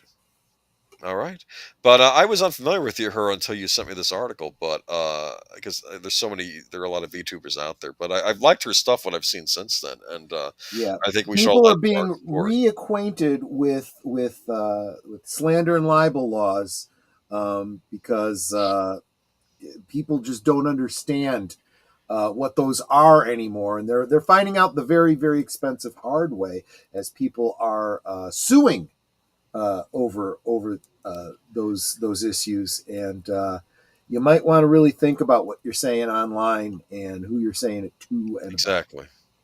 Well, plus they basically got her. I don't want to say they got her. They helped. The Redditors helps. No, was it Redditors? Did I say Reddit? Was it 4chan? Excuse me. Hold on. What was the Redditors. Redditors, yeah. The Redditors got her separated from a game deal she had going on where she was going to appear as a character in the game. Let me go on and read what else the article says. However, even with all the popularity mainly because of her association with right-wing personalities, she revealed this weekend that she was targeted by a woke mob to which a sponsored partner caved after someone made a statement mocking the idea of cancel culture by falsely proclaiming that such culture is not what the idea of cancel culture should mean. Kershaw unloaded on X posting, this is her words, a month into a life ruination campaign started by people who hate me and during a pre-planned vacation where communication access to my home and resources were minimal, in-game studios developers of Crime Boss Rocket City, a game I loved and heavily promoted since its release in 2023, dropped their relationship with me. They were swayed by anonymous posts, Reddit users who admitted to not watching me, people who lie by omission, and people who strawman all of my stances, and to cap it off, a muckraker from a dying news outlet, that's Vice, with an axe to grind, decided to compile it all into an article with no more integrity than the Tumblr blog they no doubt had. This company is not experiencing cancel culture. My audience were paying customers who are voting with their voice and their wallet after a company makes an astronomical poor decision they disagree with. These are not review bombs. These are not people who don't own the game brigading. And I'm going to say this, and I think another YouTuber, a more very famous YouTuber, Asmongold, was bringing this up. This is not going to stop. Cancel culture is not going to stop until the people who capitulate to the woke mobs get punished. And if they get punished enough, then they're going to stop capitulating to them over this stuff. You know, like fire this employee because they expressed the wrong views, sort of thing. Well, if you capitulate to the mob, I think you need to then face consequences. And here it's people not playing the game or buying the game. What do you think? Yeah, I agree. And what's that line from Star Wars? The more you tighten your grip, Tarkin, the more star systems will slip through your fingers. I'm back. What I missed? We were talking about the cancellation campaign launched at Kershaw. I think she's come out on top in recently, but it's still very scary that these sorts of campaigns still happen, especially after what was most likely a slanderous article written by someone with a grudge over at Vice on her. So good luck, and I will be checking out her content in the future. Okay. Yep. All right. Okay. This is a follow-up to last week's. I think you posted something. Do you have that in your notes still from last week? If you need to reference it, or if I need to reference it, it's there. So. No, I didn't mean to. I had that for my own to jog my memory last week. That little screed that I went off on, I was prepared on that. You might want to check that out, by the way. But I didn't mean to include that in the notes when I sent it to you. It's okay. Apple blocks Fortnite App Store resubmission after court ruling, Epic Games said. This is interesting. So this is a follow-up to last week's. Fortnite's iOS App Store resubmission was denied by Apple. Epic Games said Friday, the latest move in a drawn-out tussle over the payment structure of the iPhone maker's application platform. Apple has blocked our Fortnite submission, so we cannot release to U.S. App Store or the Epic Games Store for iOS in the European Union, the official account of Fortnite wrote in a post on social media platform X. Now, sadly, Fortnite and iOS will be offline worldwide until Apple unblocks it. Apple said in a statement later Friday that did not remove Fortnite from alternative distribution marketplaces. We asked that Epic Sweden resubmit the app update without including the U.S. storefront of the App Store so not to impact Fortnite and other geographies, the company said. Epic Games submitted Fortnite to Apple's U.S. App Store last week, a month after a judge ruled that the iPhone maker was not allowed to charge a commission on purchases that consumers make outside of an iOS app. Fortnite was pulled from the App Store in 2020 after Epic Games updated software link out to its own website to avoid Apple's commissions. Apple charges developers a 30% fee for in-app purchases. Well, sure glad I'm not an Apple product buyer. Well, I mean, it's like my two big things, Nintendo and Apple. You might want to really consider if you enjoy supporting these evil corporations. So they're a bad apple? Yeah, I was going to say poison apple, Darth Plato, but you're not wrong. This stream brought to you by Boomer's latest Mac purchase, by the way. Anyway. Your fault. Your fault. It's my fault. It's my fault. Okay. Well, this was purchased before I knew about all this, so I'm not guilty, right? Right, I'm a because they good weren't an evil person. company before this. Eric, you know what?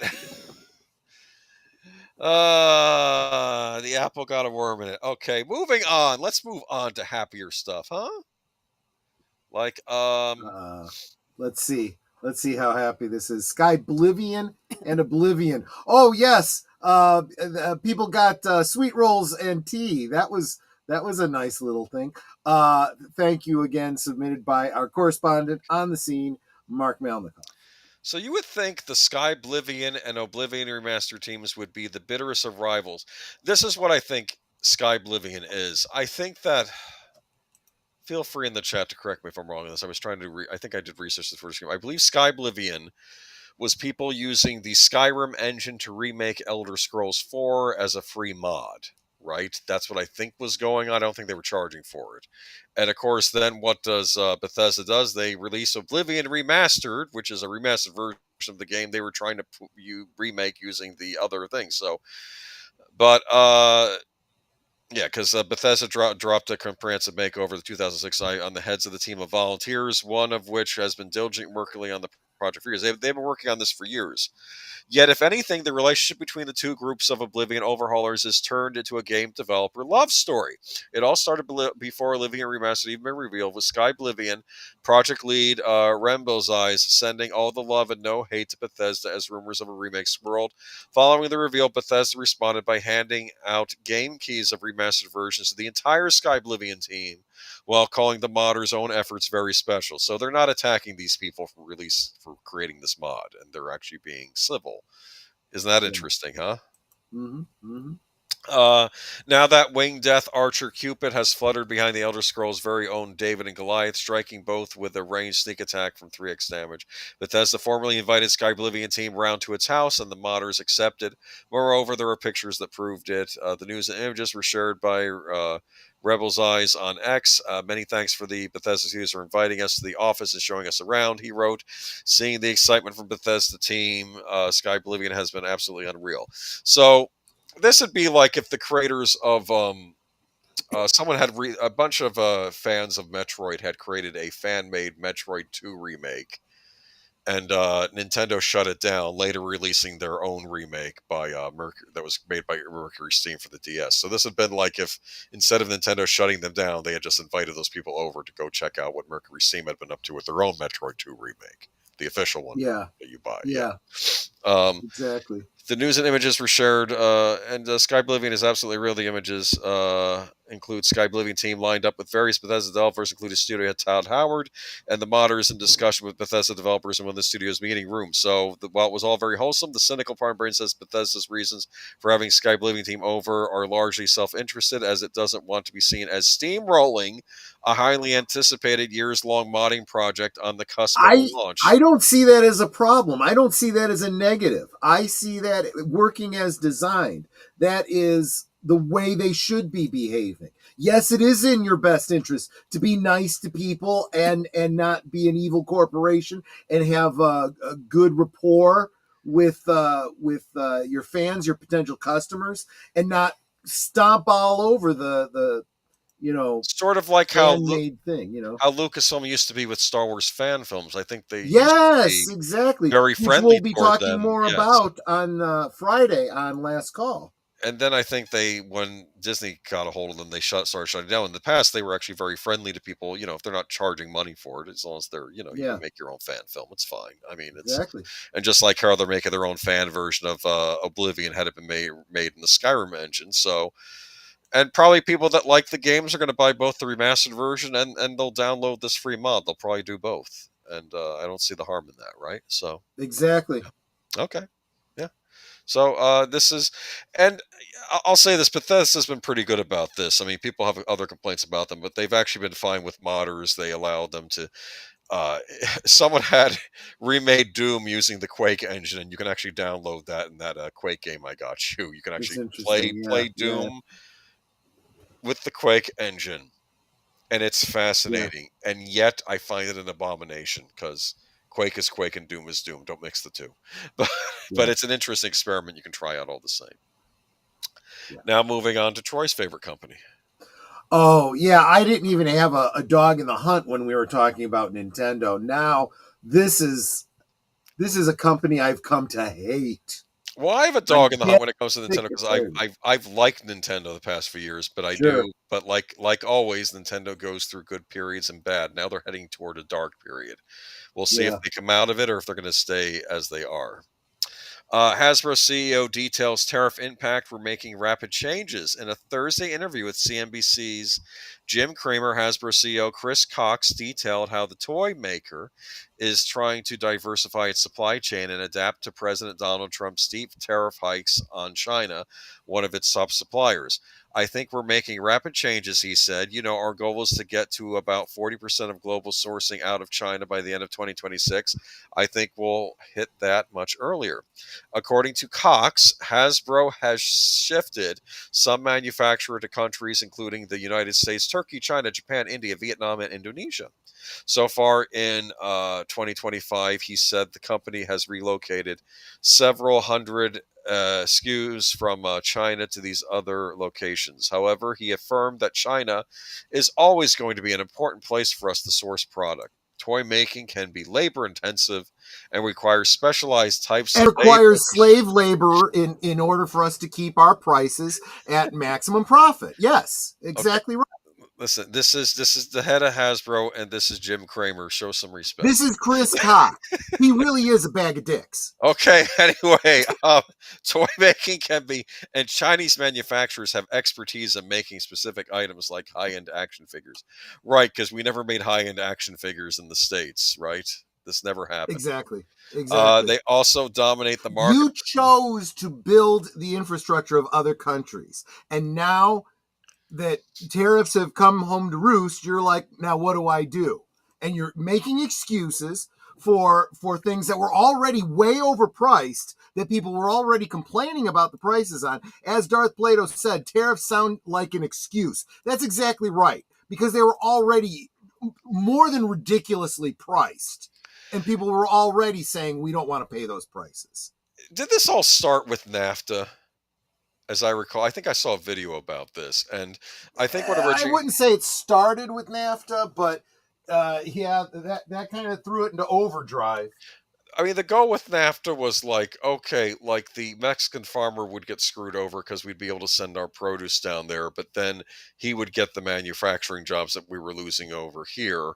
But then they ended up sending those manufacturing jobs to China anyway, right? So I think I think Mexico just got screwed in that deal in general, and I think we did too. And I don't know. Yes, we absolutely did. Yes. This is why certain elements took over Mexico, probably, because that didn't help them. They also dominate the market for lower-end electronics and foam swords, he said, but over time, Cox predicted that other sources of supply will mature, and Hasbro will be able to diversify productions even in those more specialized categories. Sounds like a patriot, doesn't he? Hasbro. I said he is appropriately named. I mean, this is an American company, correct? I mean, Nintendo is a Japanese company. It's supposed to be an American company. Yes, you're absolutely right. Hasbro on Tuesday reported an earnings beat, but it forecasted that if Trump's 145% duty on imports continues, the company could take a $300 million hit to its bottom line. However, management was fairly optimistic its diversification strategy would help mitigate any losses. Cox conceded that he expects prices to go up, but he claims the increases might be lower than peers because of sourcing flexibility. The company also has some padding because 50% of the revenue generated in the United States is either domestically sourced or from experiences or digital games, he said. Cox added that trade policy remains a pretty fluid situation. Hasbro expects there will be movement on the tariff front as the Trump administration negotiates deals with more countries. We were talking about this last week when we pointed out that because of the tariffs, they had completely canceled all pre-orders from the United States. This did not affect Britain. This did not affect Australia, but it does affect the United States, who is, let's face it, There's more people buying toys in the U.S. than in the U.K. and Australia, and they got so much flack for that. That's why they're starting to go, oh, wait a minute. Let's rethink this. And that broke because the retailers let that out. Remember, they were saying, "Look, they're the ones canceling the pre-orders. It's not us. It's Hasbro." I think most families, but I think you'll love this quote at the end. I think most families, when they think about a toy, they think about $10 or $20. They're not thinking about $30 or $50 or $100. That's very few and far between, he said. So we're trying to be selectively keep core items, particularly giftable items, at those $10 and $20 magic price points.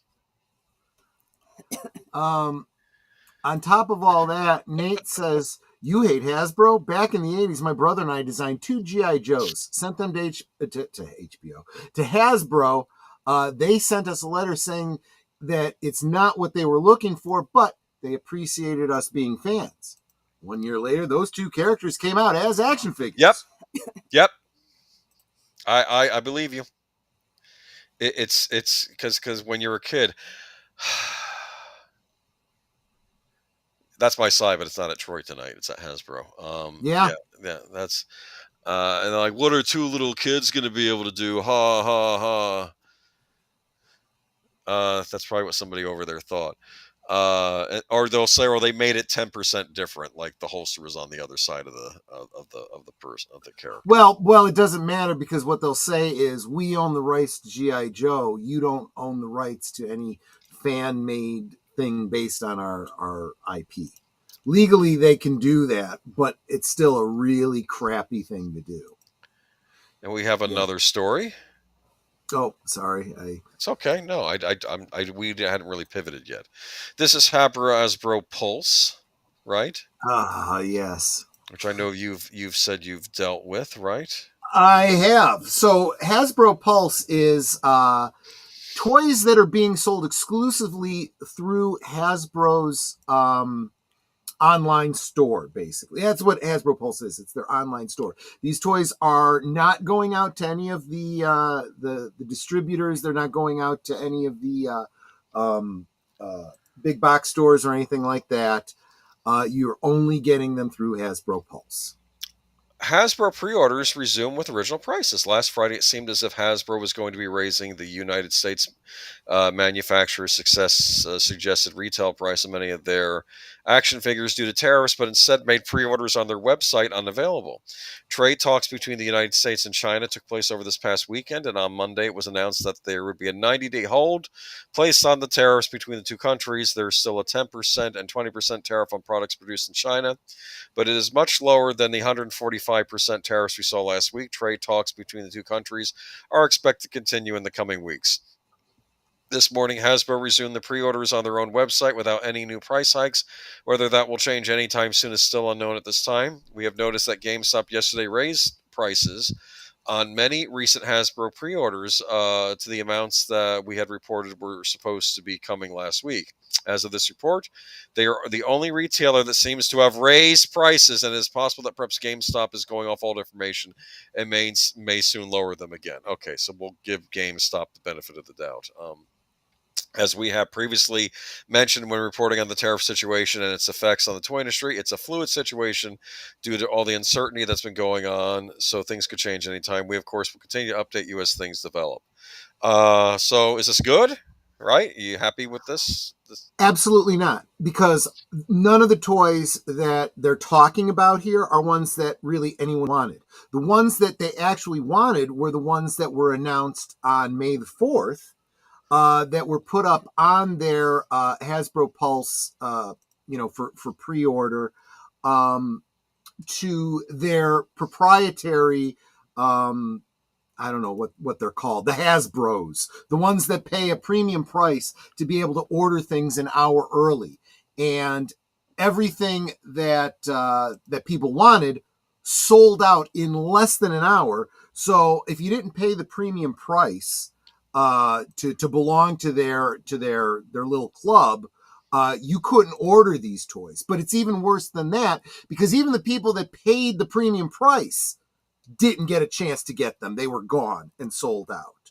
So that tells me that some of these people that are paying this premium price to be able to order early from Hasbro are also scalpers, because those toys are now coming out on pre-orders on eBay for double the price.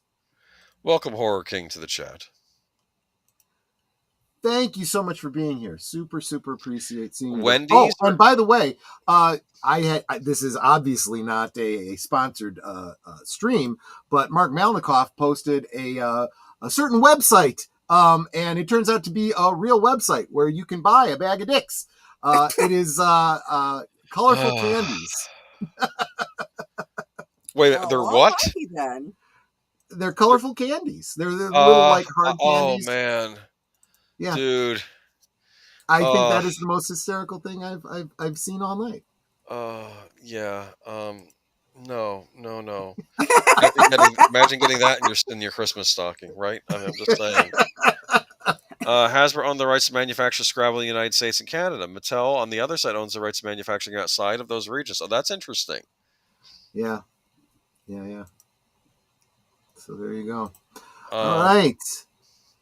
Let's find a little bit of Jesus here, huh? Well, unfortunately, we have two articles revolving around Jesus tonight. Yeah, one has me scratching my head. Dude, I'm not. So Mel Gibson's The Resurrection of the Christ set at Lionsgate. Mel Gibson and Bruce Davey and their Icon Productions banner have chosen Lionsgate as the studio partner on The Resurrection of the Christ, the follow-up to their landmark 2004 film, The Passion of the Christ.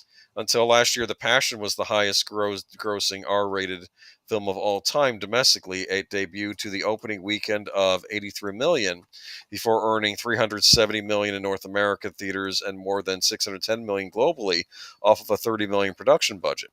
The deal continues Gibson's long association with Lionsgate, where he made his two most recent films, the Oscar-nominated Hacksaw Ridge and the thriller Flight Risk starring Mark Wahlberg. The studio is also the distributor for the Icon library, including The Passion of the Christ. Resurrection underscores Lionsgate's continued strength in the faith-based space as the studio handles distribution for The Chosen. That's a series that's very popular, and has released hits including Jesus Revolution and I Can Only Imagine, with a sequel for the latter coming in March 2026. I've seen both of those, actually. They're rather good. I recommend them. Yeah, if you like Kelsey Grammer, I think you'll like Jesus Revolution. He's in that. He plays the minister, I think, in that. Yeah. For many, many people across the globe, The Resurrection of the Christ is the most anticipated theatrical event in a generation. It is also an awe-inspiring and spectacularly epic theatrical film that is going to leave moviegoers worldwide breathless, said Lionsgate Motion Picture Group Chair Adam Fogelson. Mel is one of the greatest directors of our time, and this project is both deeply personal to him and the perfect showcase for his fine talents as a filmmaker. My relationship with Mel and Bruce dates back 30 years, and I am thrilled to be partnering with them once again on this landmark event for the audiences. Lionsgate's brave, innovative spirit and nimble can-do attitude have inspired me for a long time, and I couldn't think of a more perfect distributor for The Resurrection of the Christ, Adam Gibson. I've enjoyed working with Adam and the team several times in recent years. I know the clever ingenuity, passion, and ambition the entire team commits to their projects, and I'm confident they will bring everything they can to the release of this movie. And this all, of course, will have the return of Jim Caviezel as Jesus of Nazareth, right, in the role. So Yep. It's happening. This has been talked about for years. More than 20 years after the previous. Because it ends with the. Well, I don't want to say the movie ends with the crucifixion, because I do think you do see the resurrection at the end. Yeah, he's there. Yeah, but it's interesting. I mean, that spoiler for those of you who've never heard of the Bible. Yes. Yes, he comes back and visits the apostles. Yes. Including other people too, actually. It's, as I recall, there's been a lot of talk from Caviezel and from Gibson about this, and some of it's a little contradictory. So it's hard to pin down what the story is going to be about. One account I heard was that it was going to cover, basically the first century church. That it was going to go from the resurrection up through the death of John of Patmos. Oh, interesting. But yeah, but there's also been talk that there's going to be flashbacks to the fall of Satan and the of Lucifer, whatever. Oh, interesting. And the angels, and gets a little bit trippy because you are talking about, supernatural events and whatnot. So I don't know. But then again, it is what we're really saying here is it got the go ahead. They're partnering with Lionsgate, and they're ready to start moving on it. So nothing is firm until they're finished. I remember Gibson was very careful with the original film. He did show it to a wide variety of Christian denominations to see, if anyone would object. I remember that was a big thing when the original came out. I mean, I saw the first one in the theaters. It's weird. Do you know the horror host Joe Bob Briggs? Yes, you've mentioned him many times, and I've looked into him. Yeah, he's very funny. One time he wrote a book called Profoundly Disturbing, right? And he was actually visiting a community college I used to go to, so I went to see him, and he gave a presentation on all these movies that were controversial over the years and got into big trouble. And at the time, the Passion of the Christ was out, and he says it's still going on. People are yelling about the Passion of the Christ.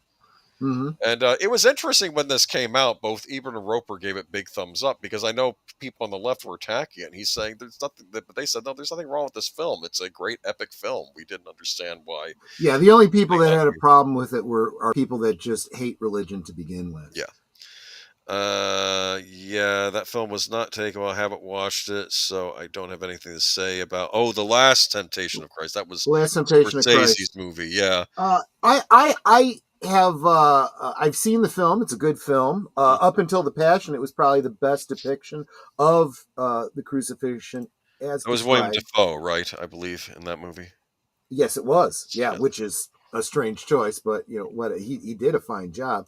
But it is predicated on the idea of what if Jesus was just a prophet, just a man, not the literal son Godhead, or the son of the Godhead, and that a lot of Christians consider that to be blasphemous, right? But and again, it's speculative. It's the Last Temptation being that when Christ cried out, Eloi, Eloi, lama sabachthani, right? My God, why have you forsaken me? And the reason is very clearly, you get from Scripture, at that moment, God turns his back on Christ, and he's never been separated from God ever before. That is what he feared the most, not death, but that separation. And that needed to happen. He needed to experience that because that was what he was taking on by taking on the sins of the world. And obviously the temptation is, hey, you have all the power of God. You don't have to put up with this. You can come down off of there right now, and you can live out a life like a normal person. You've done what you came to do. Why don't you? And so he does, and he sees what happens and why he shouldn't do that. So he cries out to God again and says, and then I'm kind of, I'm just, spoiling a 35-year-old film, but anyway, right. He cries out to God and says, I'm sorry. I didn't understand or I take it back. And God grants his wish and puts him back up on the cross. And, of course, his last words, into your hands I commend my soul. Well, what's funny, because you're saying that, and, of course, that was very controversial at the time, but doesn't sound as controversial as the movie we're going to be talking about in a little while. No, You're absolutely right. In fact, church that I belong to, we watched the Last Temptation of Christ and talked about it. Right. And said, well, this is why it's wrong. This is why it doesn't depict Christ. But it's not a terrible message if you're trying to understand what Christ did. Right. You know, it really does kind of put some things in perspective for you if you are critical about it and if you are not, getting all bent out of shape, unnecessarily. But of course, the biggest question was, did Scorsese get the Roman uniforms right? I'm kidding. That's what the Metatron Well, complains about all the I time. haven't seen it in 35 years. I might have a different Like, people take love The on Chosen, that. but he complains about the Roman garb on there. He says, no, he's wearing that backwards. Like, he says stuff like Well, But, and of course, see, he that gets... is the one thing I will say too. Going back to talking about the Passion of the Christ, they really did their work. They got they claim they're doing the very same thing here. That they have reached out to historians, biblical scholars, Right. and linguists. If you may remember that they used Latin, Aramaic, and possibly some Greek in the original Passion of the Christ. There's not a word said in English in that movie. Every one of those actors, Jim Caviezel had to learn all of his lines in Aramaic. Aramaic is effectively a dead language. Yes. So he had to work with linguists that would coach him in how to pronounce this language he'd never heard before in his life. It was interesting, though, and I think the Romans were speaking Latin in that movie, but when they were talking about Caesar, they would say Hopefully Kaiser. it was old Latin, old classical Latin. Kaiser. They would say Kaiser, not Caesar, which I thought was exactly. That's exactly right. Julius Kaiser. That's how it's pronounced, not Julius Caesar. Crucifying people was the way of the Roman invasions. Well, they would crucify non-Roman citizens. That's what made Paul was interesting in that the Romans couldn't crucify him because he was also a Roman citizen, even though he was also a Jew. Remember? Yep. As I recall, yeah. So I think they executed him a different way. I'm not sure if I remember how, but Gibson took a lot of flack for getting details wrong in Apocalypto. I've not seen Apocalypto, but I have to say, though, with the Mesoamericans, especially if was Apocalypto the Mayans, it's hard because a lot of that history got lost. It really was, yeah. There's a Unfortunately, lot of speculation, a burned lot of of those texts. But I've never seen it, and I don't know that much about the Mesoamerican civilizations, so that's not my area. There's plenty of historical films I will praise or denounce because I know the history behind them. That is not one that I could really... It's hard because a lot of history was lost because a lot of that history got destroyed by the conquistadors when they were there. Another problem was, and of course, it's funny, we were reading a history book and in this history book we were reading from my library class, what me and one of the other students were arguing, like one of them said that it said in the text that the Aztecs had destroyed the Mayan text, and the one guy in my class was saying, where is this author pulling that information from that the Aztecs got rid of Mayan text? There's no evidence for that. And I think he actually ended up having them sent out a correction because he said that you're just saying stuff because if the Aztecs rewrote the Mayan texts in their favor and destroyed the old Mayan texts, and then the Spanish destroyed the Aztec texts, what evidence do we have that they rewrote the Mayan texts, that their text, all texts were also exactly right? It's exactly right. Yeah, it's just anyway. This is the problem that you oftentimes have with these so-called scholarly writings. Someone gets an idea, they say it as though it's true, and instead of bothering to check and see if what that person said is true, they use him as a citation and they start referring to him, and this made-up BS becomes reality. That's how they rewrite history.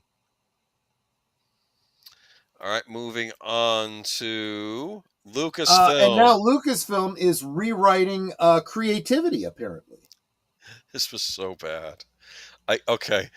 The history of Star Wars is the history of visual effects. For decades, Lucasfilm and its effects division, Industrial Light and Magic, have, through innovations in camera technology, miniature techniques, practical effects, and computer-generated imagery, charted the course for Hollywood film production, establishing a visual canon that resonates so strongly with its fans that many of them idolize a guy who hacked up a bunch of younglings with a laser sword purely because of how cool his armor looks. Oh.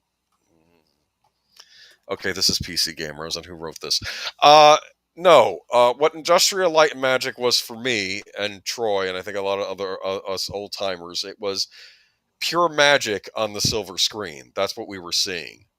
Yeah. Uh, Yeah. as a child, seeing Star Wars, seeing Star Trek 2, remember, they didn't just work on Lucasfilm projects. They would go out and do other projects too. Like a Yeah. lot of the Star Trek movie effects were done by Industrial Light and Magic. I was seeing just pure magic, things that looked real. Things that were so amazing that, and I would watch the behind the scenes and how Yeah. they would do it. And I wished I could recreate that. I wanted to be able to use my Tauntaun with my Yep. Luke Skywalker action figure and do stop motion with them. And I knew I couldn't. You know, I didn't have the budget. I didn't have the abilities to buy those sorts of things. But It's yeah. kind of sad because I think that's been lost a little bit over the years. Not entirely, because I would say so, especially as we get into this article. You're literally Okay. describing that.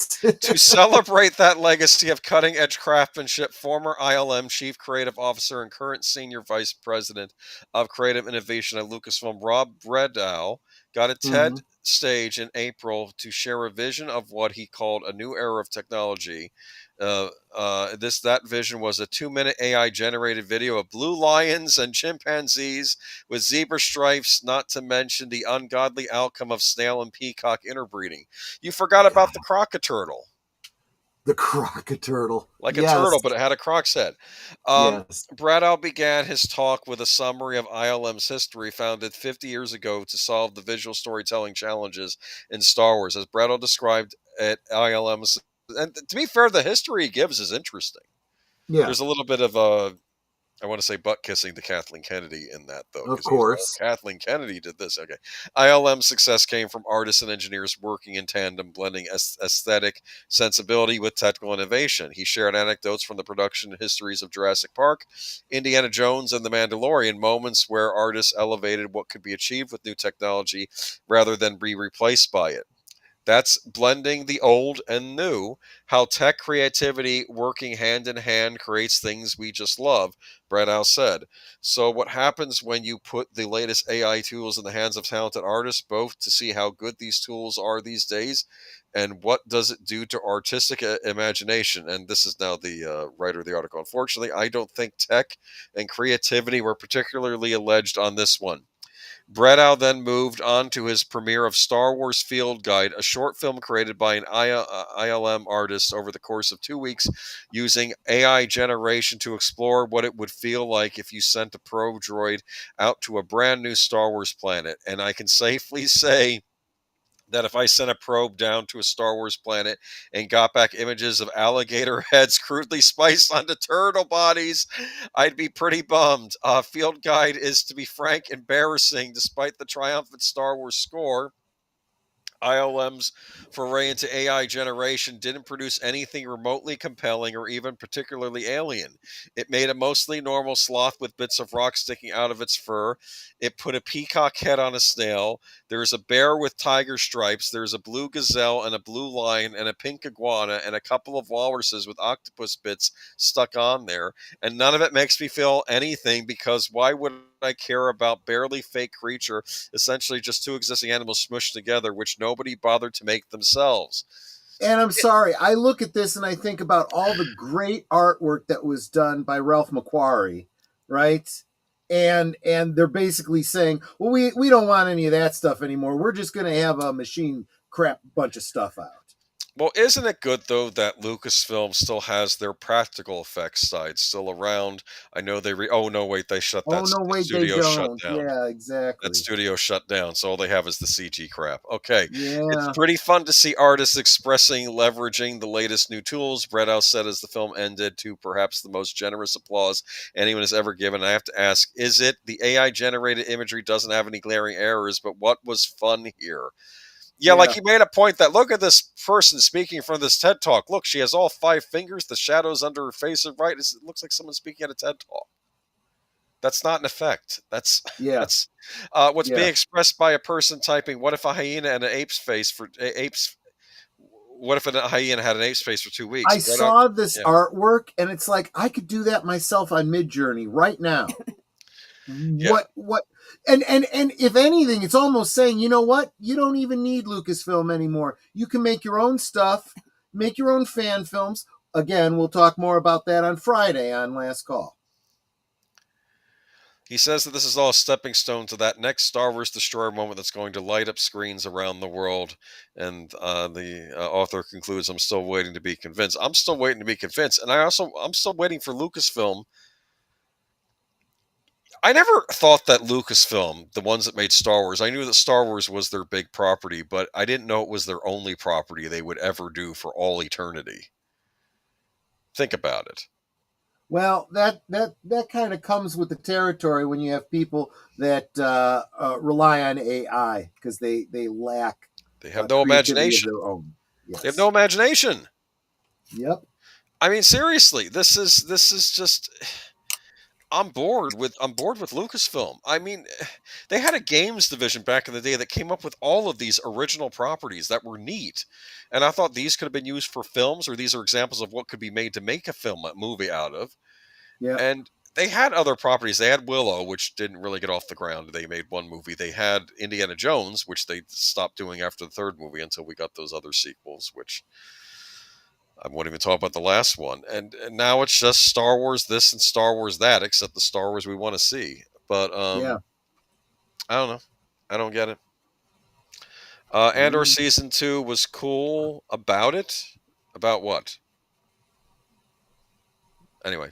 Okay. Well, no, I've heard good things about Andor, but it's not good enough to make up for all this other crap that they're doing. Like The Acolyte? Is The Acolyte getting a Season 2, though? That's the big question. They can't afford it. And this is partly why. Rachel Zegler's Snow White re-release bombs hard. I tried finding, that's the best I could do, was the old Snow White head face down in shame. Yeah, that is actually spot on. I'd say you chose right. Rachel Zegler's getting into trouble. I heard she's being banned from red carpets now. She is literally poison for the entire industry. Nobody wants her around. I have to do some research. Apparently, there was trouble behind the scenes of her Broadway production of Evita. Is that right? I hadn't heard that, but then again, I wasn't really following it. Right, because we don't do Broadway as much on here. Rachel Zegler's Snow White just flopped again, and this time even harder. Disney quietly re-released the controversial live-action film in 1,330 theaters over the weekend of Mother's Day, but the move backfired and only pulled in a laughable $335,000 at the box office. Assuming my math is correct, that breaks down about 17 tickets sold per theater, with an average ticket price being around $15, which might be generous. The breakdown per theater is actually more embarrassing. Friday, 3 to 4 people saw it per theater. Saturday, 8 people. Sunday, 5 to 6 people. The $335,000 did nothing to move the needle for Snow White's box office. It's at $86,494,529 domestically, with a 116.339,785 foreign gross. The worldwide box office gross is at $202,834,314, which Disney just confirmed was a big bust, along with Marvel's Captain America: Brave New World. Really? Yep. Shocker. Shocker. Snow White cost well over $270 million plus $100 million marketing campaign. Disney only gets half the domestic ticket sales and less than half from foreign gross. It's looking the bare minimum at $100 million loss for Disney. The Marvels, which similarly bombed, lost Disney $237 million. Likewise, Indiana Jones 5 lost Disney $143 million, which also lost Disney $131 million. Disney, you had a dark age once before. Remember the early 80s? They kept releasing flop after flop. And to be fair, those were better movies than what they're releasing now. Yes, you are not wrong. I mean, I liked Oliver and Company. Maybe it wasn't the smash hit that Disney wanted to be. I did too. A good movie. I absolutely did too. Yeah. A Disney producer's son also publicly blamed Rachel Zegler for Snow White flopping due to her controversial because she wouldn't shut up. Yep. The comments include. I'll say this for Brie Larson: she does shut up about the politics lately. Yeah. Oh yeah. She knows. She definitely learned her lesson. It was. Yeah. The comments included saying bad things about the beloved original animated series, to political comments on the social media posts with the release of Snow White trailer comments wishing harm on President Donald Trump and his supporters. Yes, I remembered that. Following Yes. Snow White, Rachel Zegler won't be starring in any big budget movies. Actually, similar to what Brie Larson did following the Marvels bombing, Rachel Zegler is starring in a play in London. However, last week checked, ticket sales may actually be worse than Snow White. Zegler was also named as starring in the low-budget mom drama indie flick with Marissa Tomei, where Zegler will play the daughter of Tomei's pill-swapping ex-punk rocker mom. Sounds like a big hit already. Oh, there's some sarcasm there, isn't there? All right, let's see here. Black Cauldron was profoundly better than the stuff they make now. Did you ever see the Black Cauldron, Troy? I have, yeah. I liked it very much. Yes. Redheads are persona non grata now. Oh, you're talking about how they erased them from movies. Yeah. Yeah. All right. Moving on to Alien Earth. Make it stop. Make it stop. You know what killed me about Alien Romulus? There was a good movie in there, and it still got messed up. I know. This is another one that comes to us from our man in the field, Mark Malnikoff. Alien franchise fans have long awaited a look at Noah Hawley's upcoming FX series Alien Earth, and that wait is officially over. Episodic photos of the ensemble cast led by Sidney Chandler, who plays the character Wendy, can be found above. The 8-episode season will premiere with 2 episodes on Tuesday, August 12th at 8 p.m. Eastern on Hulu and the FX linear channel 8 p.m. Oh, so it will be on regular cable TV as well, if you get FX. All right. In the U.S. and via Disney Plus internationally. New episodes will drop on Tuesdays on Hulu beginning at 8 p.m. And FX at 8 p.m. Eastern Standard. Oh, I'll have to tell. Okay, I have a friend who's obsessed with Alien. Maybe, but she doesn't have Hulu. Maybe she has FX. Additionally, further details about what the show is about can be found below.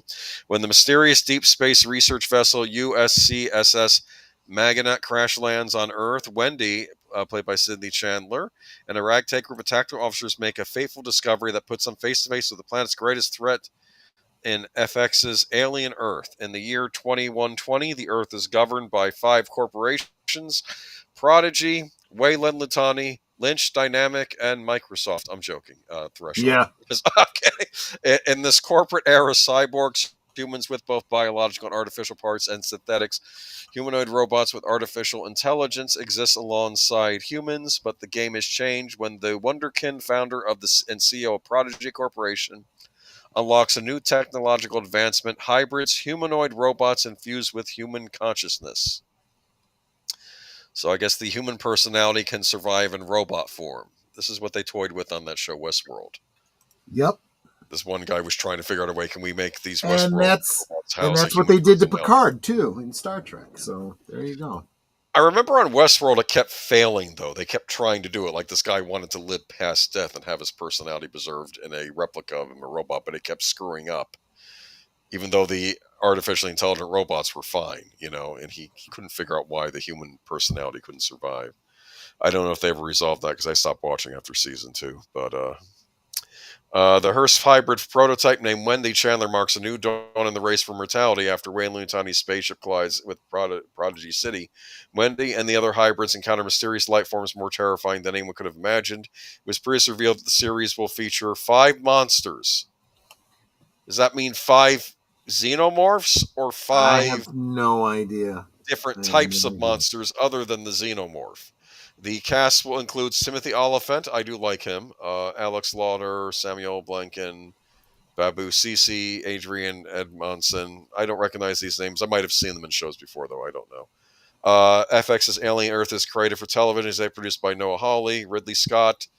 Ridley Scott's involved. David W. Zucker, Joseph Eberti, Dana Gonzalez, and Clayton Kruger also serve as executives. The series is produced by FX Productions. I was really getting into Alien Romulus, but then they had to bring up the engineers and the other things. Yeah. Like, stop bringing up that crap that Scott introduced in the other movies.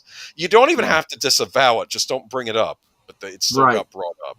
That's what bothered me about it. Ed Harris was in that show. Yes, he was on the... Because you can't transfer the soul. Yeah, that doesn't make any sense to me. How do you transfer the soul? You got to remember that the people writing this stuff don't even believe in the soul. In Ghost in the Shell, it was odd because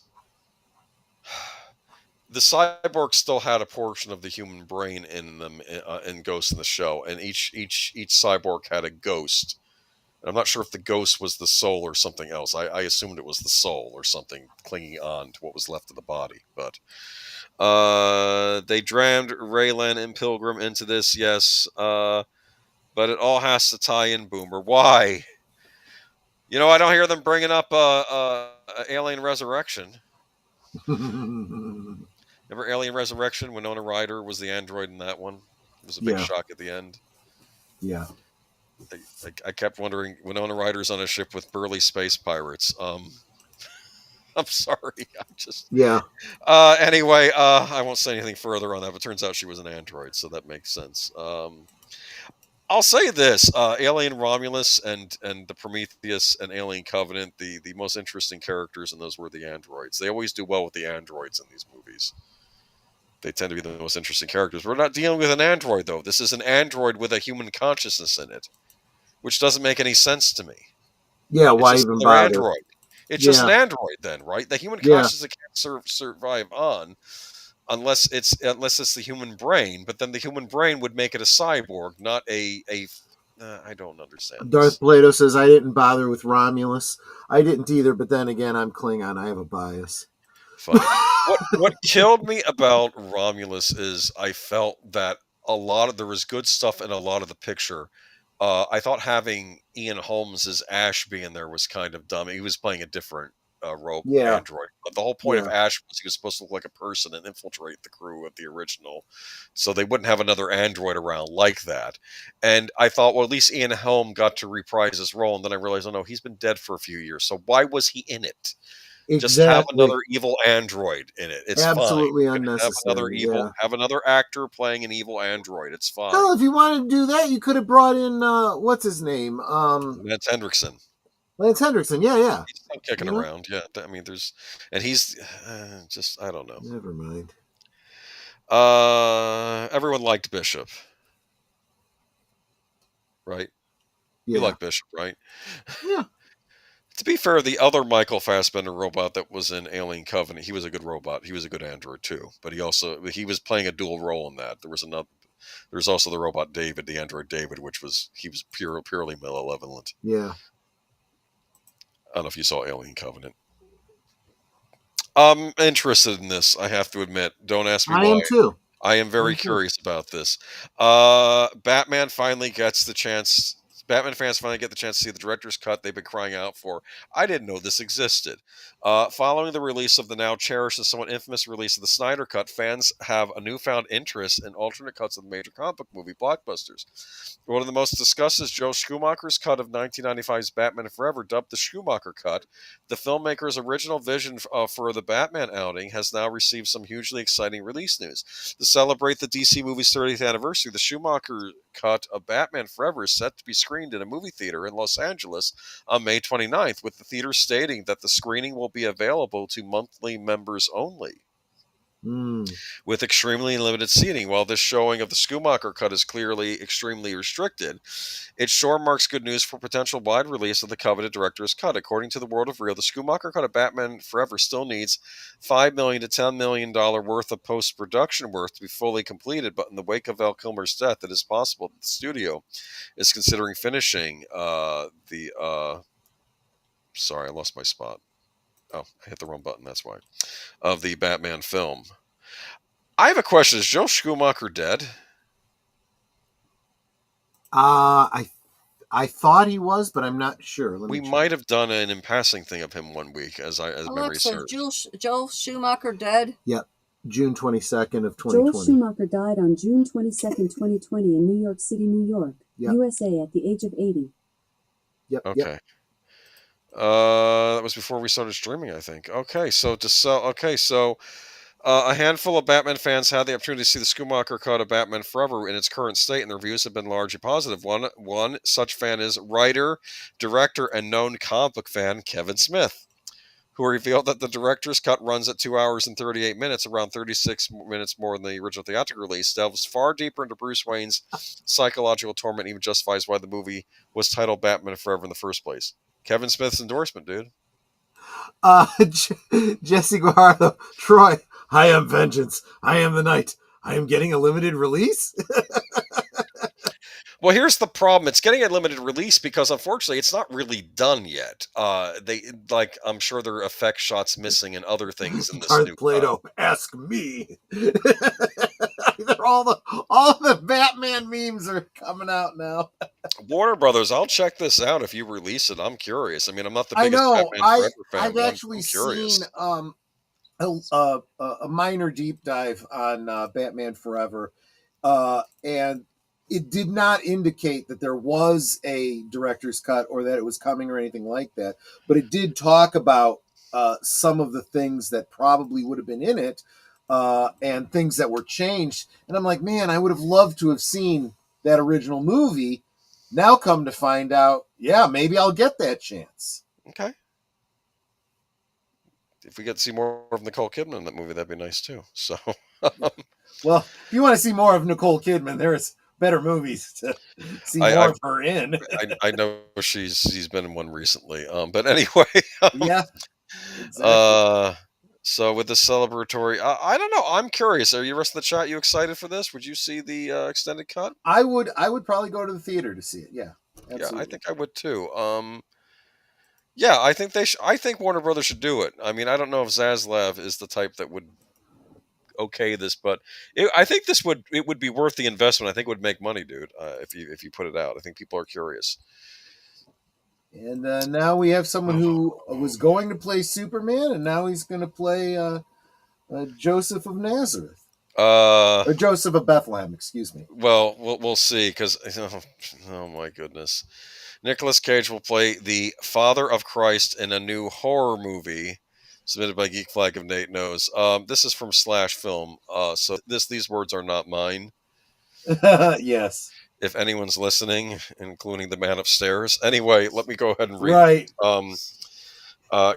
Can I interest you in a horror movie about Jesus? My answer to that is no. How about a horror movie about Jesus starring Nicolas Cage? The answer is still no, but more no. The new movie, The Carpenter's Son, will be just that, a horror pick inspired by the unknown childhood years of Jesus. His middle initial's not H. Christ himself. For those of you not very... You think it's funny, man. It stands for Horrence. It stands for Horrence. It stands for Horrence. Okay. I don't know. I feel myself reading this article, Sean Connery about to slap me in the face. Okay, from Last Crusade. Anyway, for those of you not very schooled in a title of schooled in a little book called the Bible, just know that after Jesus' birth is recounted, almost nothing is known about his childhood. The traditional story, I love this sentence.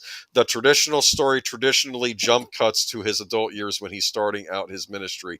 Okay, the traditional story traditionally jump cuts. Please pick other words. That's please. Traditional, yeah. At least that's the tradition. That sentence makes no sense. Okay. No, they don't have a lot of accounting. Welcome, the Horror King. It's not there. They do have an account of going into the temple as a child. Didn't you know you'd find me in my father's house? Remember that? That's yes. Yes, they did. I want to welcome the Horror King, who is joining us now. We are talking about a potential horror movie. I'd be interested to find out what your thoughts are on this. I know what my thoughts are. Okay. Anyway, however, there are unofficial, uncanonical texts that recounts Jesus' youth, including the apocryphal gospel, the infancy gospel of Thomas. This apocryphal gospel may be the basis for the Carpenter's Son, which hails from director Lotfi Nathan. I didn't know this existed. I assume this was some sort of Gnostic gospel that didn't make it into the Bible because I read its contents and it's nutty. That's why I didn't make it in there. Go ahead. There's a couple different books of apocrypha. One talking about Jesus bringing a bird back to life or something like that. That's from this one. Yes, I was reading about that. There's also something about striking down one of his playmates and then resurrecting him again. I don't know. It was all a bunch of weird stuff. This is some weird stuff. Okay, according to Deadline, Cage will play the Carpenter, aka Joseph, Jesus' adoptive father. Jesus' mother Mary will be played by FKA Twigs, and the Big J himself, Jesus, credited as the boy, will be played by Noah Jupe. All of this sounds mighty intriguing, as does the film's official synopsis, which you can read below. Here's the synopsis.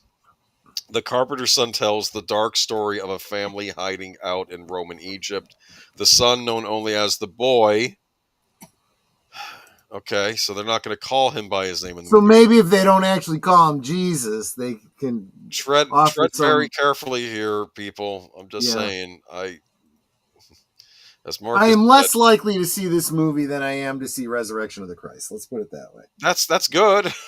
Is driven to doubt by another mysterious child and rebels against his guardian, the Carpenter, revealing inherent powers and a fate beyond his comprehension. As he exercises his own power, the boy and his family become the target of horrors, natural and divine. What does that mean, divine horrors? It means the devil's after him. But that's not divine. I guess they're using that as supernatural. Yeah. I'm just, but supernatural even that's supposed to come from God, not from other things. Anyway, it's not entirely clear what horrors natural and divine could mean, but it's worth noting that the infancy Gospel of Thomas depicts young Jesus as a kind of holy terror, using his powers and horrifying the people around him in the process. At one point, he sculpts some clay birds and then makes them come to life. In another instance, he curses another young boy, and the boy drops dead. Jesus later raises the boy from the dead, just in case you were wondering. Will the Carpenter's son depict Jesus as some kind of demon child using his supernatural powers willy-nilly, or will the horrors be more spiritual? I don't know. Look, I'm not touching this movie. I will reserve judgment until it actually comes out. If it ever actually comes out, we don't know that it's actually going to happen. Look, we'll see. I have no idea. I mean, I guess we have the Da Vinci Code already, right? So, yeah, good point. There was a wonderful line in The Sopranos. Do you remember that where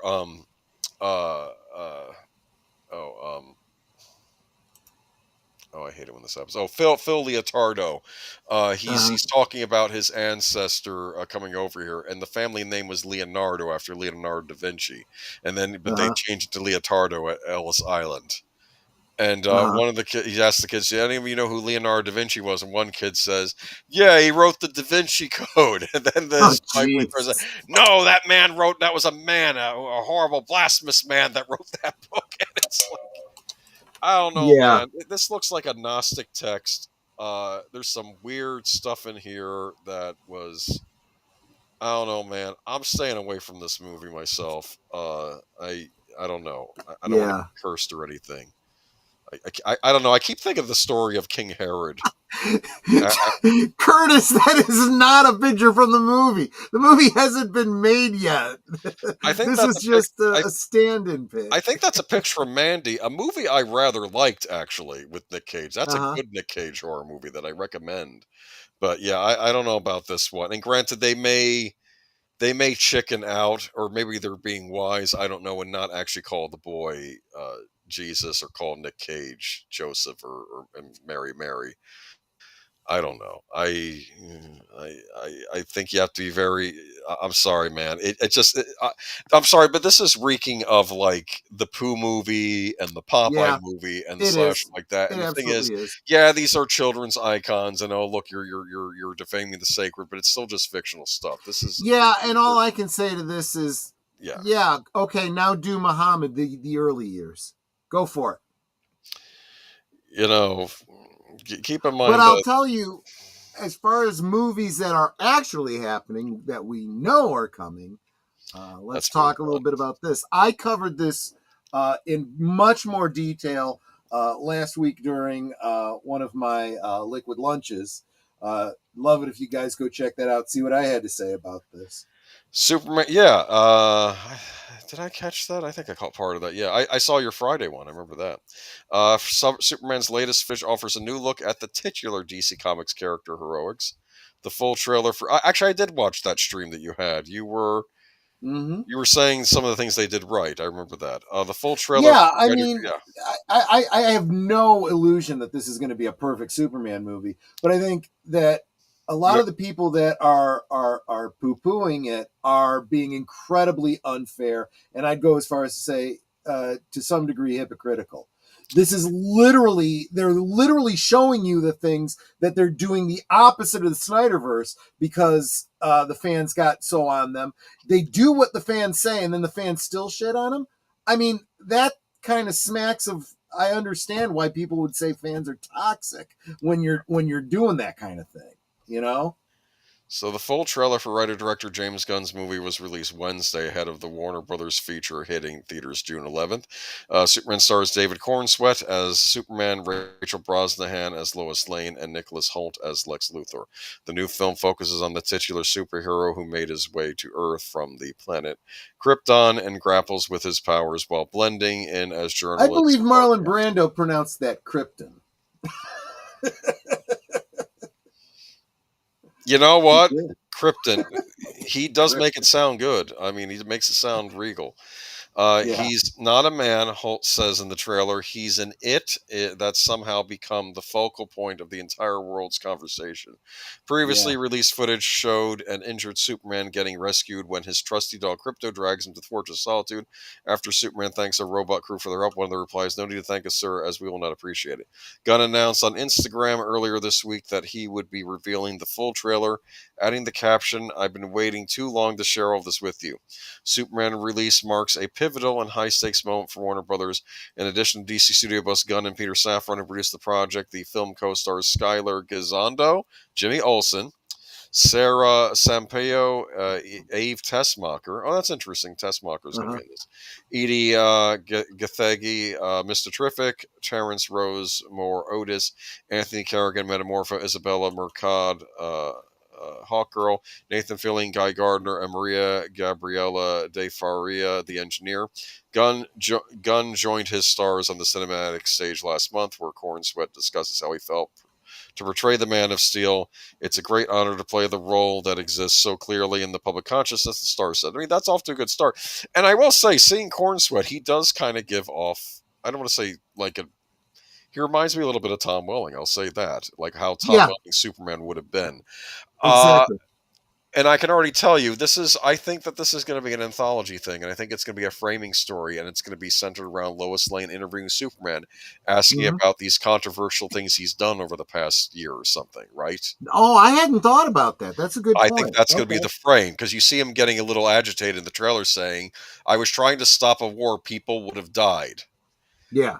And it's weird, and I think people yelled at him for screaming like Superman wouldn't do that, but I think when he's doing that yelling, he's Clark.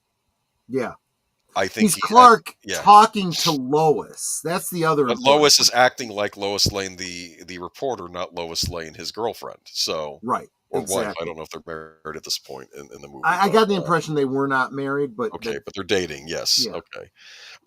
So I don't know. I mean, we'll see. This is a big we'll see thing. There's still other aspects of the Gunverse I do not like. I've not made that clear, especially that cartoon he did recently, which I did not care for. But we'll see. But that doesn't mean this individual movie will be bad. We'll see. I'm not a Snyder bro. My problem is that none of the trailers explain to me the plot of the movie. It looks like Guardians to me. Don't get me wrong. I want it to be good. This is what I think it is. I think it's an anthology film about different Superman adventures. That's why you have Guy Gardner showing up on one and Hawker on another, and why he's fighting it. That might explain, because remember I was complaining about the bloated cast? Like, why are all these other characters in this, like Mr. Terrific? But if it's being done like in an episodic nature, that this is what happened to Superman one day, maybe he had a fight where he joined up with Mr. Terrific to fight a monster, that could be a different story. Do you understand? Exactly right. Yes, Clue. Valerie Prine is still alive. She's been in bad health, though. She's had some struggles. So that's it. So we'll see how this turns out. I do think, regardless of whether I think it may bring Warner Brothers back from the brink. We'll see. If Superman it does well. suit is the same suit they wear in Guardians of the Galaxy Volume 3. If you don't believe me, check it out yourself. I'm not sure which suit I have not seen Guardians 3 yet. I heard it was good. People did say it was good. Was Adam Warlock in that movie?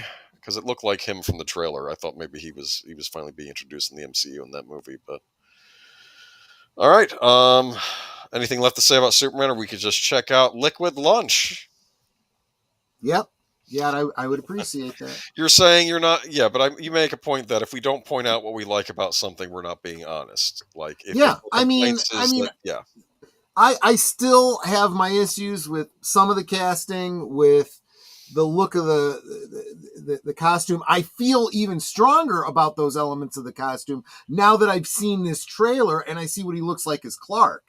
I mean, he leans forward to talk to Lois in that white shirt, and I'm like, man, he looks ripped. You can't tell from the costume, you know? Do you think maybe the costume will change by the end of the movie? He'll put on a different outfit, like the more traditional. Well, there is that bit where Martha says, just finish your suit. I'll go get your boots.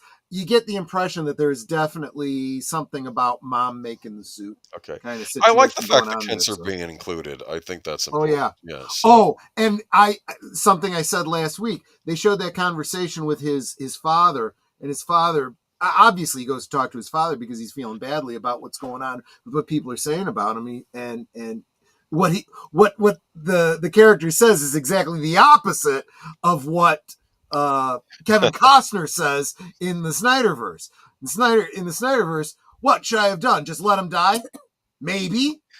Whereas this one is like, you care about people, and that's what matters. That's what's important. It's like, that is the exact opposite of and this is what I'm talking about. We all gave him crap about that. Now you get this, and people are bitching and moaning about the house not looking like what they expect Clark's farmhouse to look like. Too bad. If they get the characters right, I'm going to give them a lot of latitude on these other little unimportant things, right? Oh, I just cleaned your boots. I'll go get them. Okay, so we'll see. That's what it was. All right, so we'll wait and see. And like I said, I think this will be a big hit for Warner. Somebody made a point that the dog, or maybe you were making the point about the dog. Maybe I got this from you, about how it was you or another YouTuber was saying about the dog that this thing will be the next Grogu, the crypto dog. That was me, yeah. I said I expect it to be the next Grogu, and it would be brilliant if they do, because they need to market the crap out of this in order for this to... I mean, hopefully for them, this movie will be in the green just from ticket sales. But they also need the toy sales and the merchandising. Clark was too defensive and justifying doing what he wants to. That's what villains do. And that might be why Lois is there to counteract that. Why he needs Lois in his life. Even on know. I mean, are you calling me a villain? Because I get defensive too. Ask Nutter, she'll tell you. But on the original Superman, the animated series, they made a point that Superman could be pushed to doing something bad if the right triggers are pushed. Yes. Well, and I saw a YouTuber dropped a clip that, because I haven't watched the entire animated series. There is a scene where Lois interviews him exactly that way. Yeah. And she asks him the same questions. And this YouTuber said, he answered it very differently. He didn't get defensive. I said, yeah, but pay attention to that. He sounds very authoritative. Mm-hmm. It's like, I did what I had to do for the greater good. Yeah. That is not what you want to hear Superman say. I would much rather hear Clark say, but I was saving lives, and getting defensive and defending his point of view. Right. Because that implies at least that he's bothered by and questioning himself, as opposed to taking that authoritative, I am Superman, you will obey me sort of attitude. Superman's drunk, Superman 3, yes, I remember that. I liked on Superman the animated series, though, you know who knew how to push Superman's buttons? It was his dark side out of all the villains. Yeah. Exactly. Fallout's coming back. This was brilliant because Netter had just recently asked me, she says, hey, is Fallout coming back? And I'm like, yes, it is. And it got a third season, and it hasn't come out yet. I know I'm jumping the lead here, right? grab your power armor because there's more Fallout on the way. Prime Video has renewed the hit series for Season 3 ahead of Season 2 premiere this December. Season 2 will pick up in the aftermath of Season 1's epic finale and take audiences along for the journey through the wasteland of Mojave to the post-apocalyptic city of New Vegas. Oh, so they're going to be adapting the New Vegas plot. I think everybody assumed that was the case when they saw that what's-his-name was on his way to Vegas. Right. To date, more than 100 million viewers have watched Season 1, putting it in the top 3 Prime Video titles ever. Video game adaptation was a hit when it premiered in April 2024, and it's based on the popular post-apocalyptic game of the franchise with the same name. That's by the people that did the Skyrim and Elder Scrolls games, Bethesda. The show also follows Ella Purnell's protagonist, Lucy McLean, as she emerges from the underground vault after a nuclear war devastates the world. She's a good actress. Yes, she is. I like her. Along the way, she meets a variety of terrifying nuclear irradiated creatures and characters as she looks for her father, Hank, played by Kyle MacLachlan, who is kidnapped by raiders. The cast also includes Aaron Moten as Maximus, a power armor-wearing member of the Brotherhood of Steel who goes rogue, and Walton Goggins as the Ghoul, a deformed bounty hunter who was revealed to be a Vault T executive, Cooper Howard, before the nuclear outbreak. Yeah. So that's a spoiler, but anyway. Well, spoiler for the series that's been done for over a year, so yeah. But yeah, I think the Season 1 finale left a lot of things open, so I think we're expecting this Season 2 already. When I first saw this article, I scratched my head a little bit because I'm like, why are they okaying a third season when the second season hasn't even been out yet? But then I thought it through. The first season was so well received.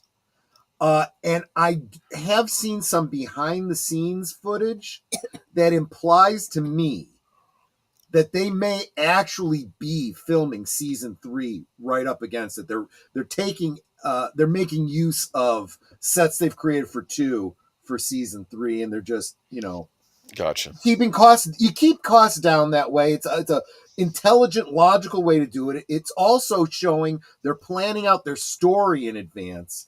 So this could really be really good. But then Netter brought up a great point. She said, how many episodes will there be in the season? I'm like, it might not be as long as a season ought to be, so it may not be that big a deal that it's 2 or 3 seasons. They'll give as many as they did for the first season. This is one of Amazon's hit shows. They're going to want to keep funding it. So, yeah. But ever seen the Shield? Goggins, yes. He looks very much like the Red Skull, Mark. You're absolutely right.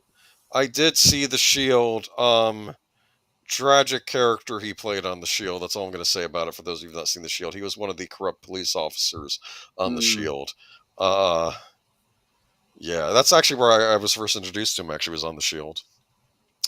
But yeah, I think the Horror King is saying night all. We're not going to get to hear the last story, and this is the most interesting. Seriously, you can always come back. We would love to have you anytime. Should be the first one you clip. This is just, or maybe I should clip it. This is Max has a new name again. What, dude? I'm telling you, give this man a raise. Max will rebrand once more as HBO Max. Speaking on stage during Warner Bros. Discovery's upfront presentation to advertisers, HBO chief executive Casey Bloys announced that the company's streaming platform Max would revert to its previous name, HBO Max. WBD executives emphasized that the move is an attempt to emphasize its strongest offerings. We all know this industry is cluttered. Streaming has become a lot like fast fashion. Max Chief Marketing Officer Shauna Spendley said on Wednesday. So when we think about our competitive advantage, it's the one we've had at HBO for the last 50 years. Yes, the name HBO.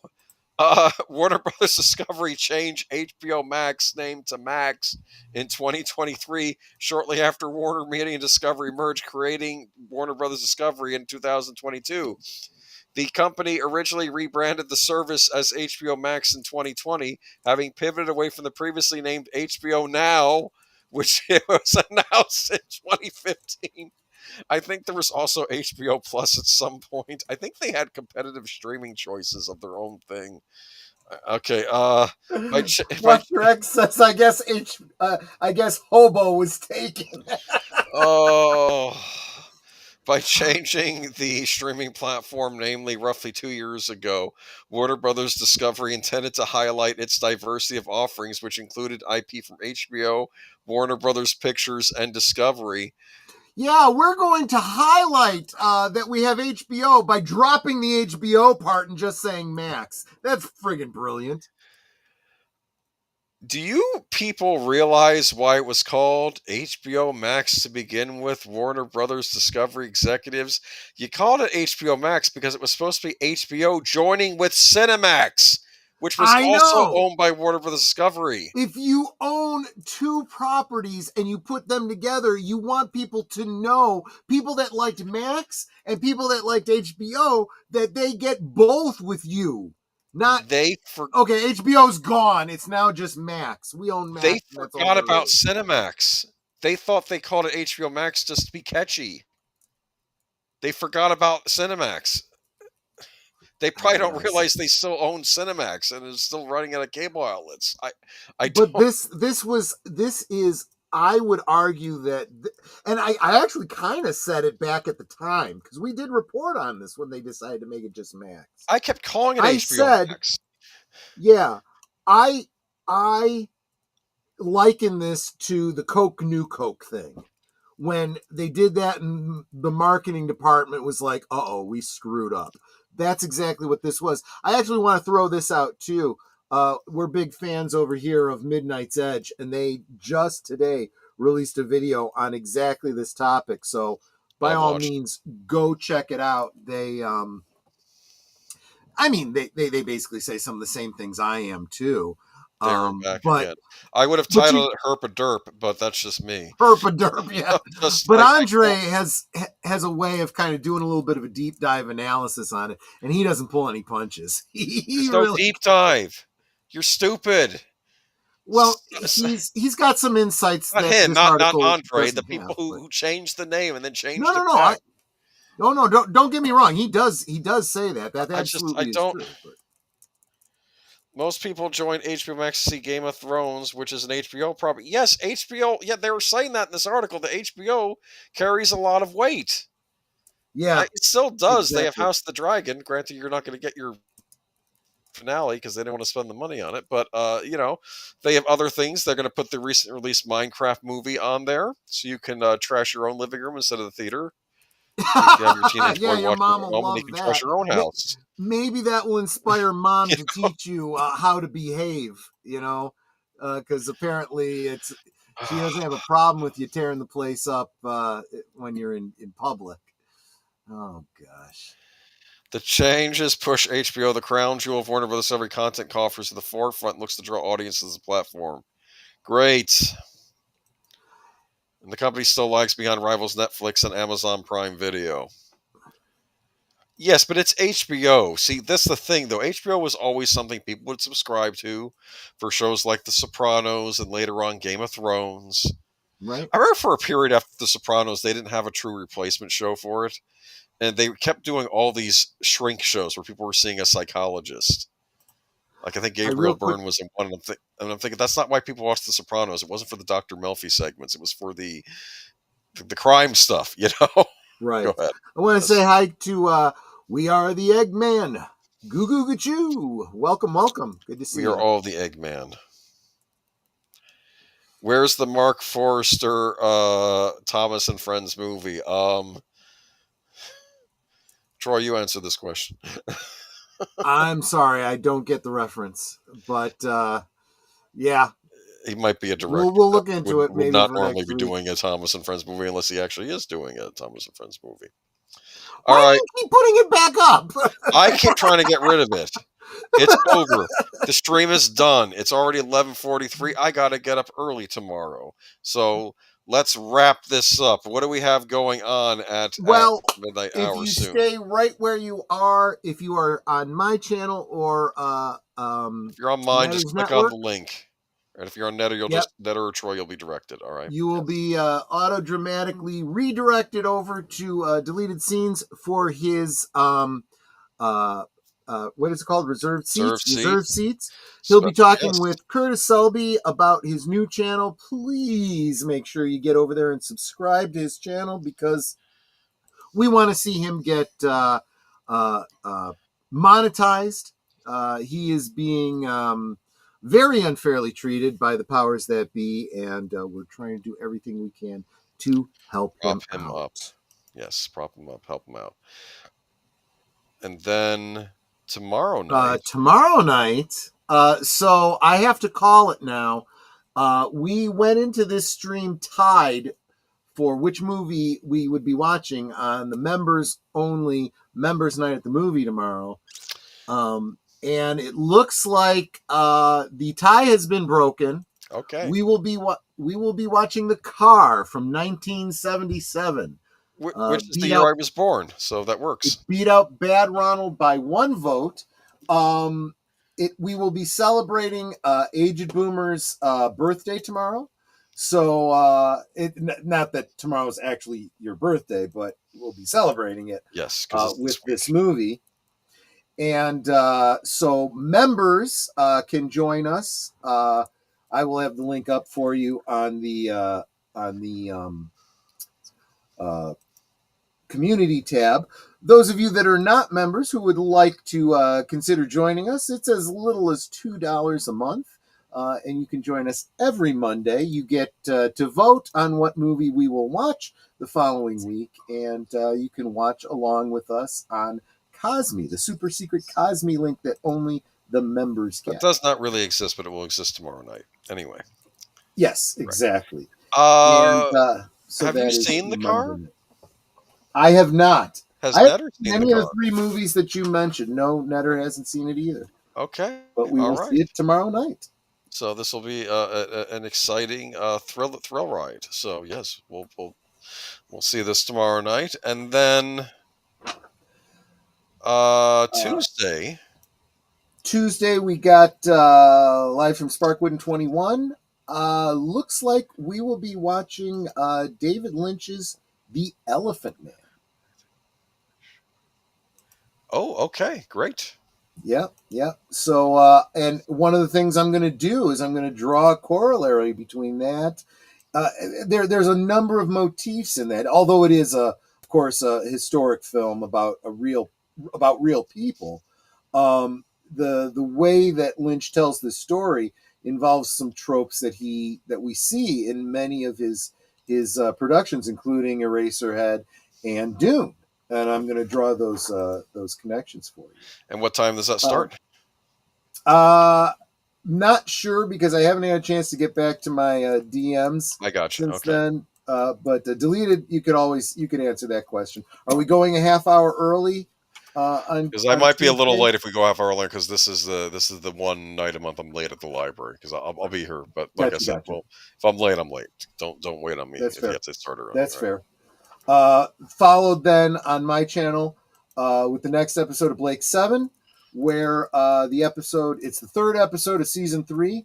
The episode is called Volcano, and the crew of the Liberator visit a planet with a volcano.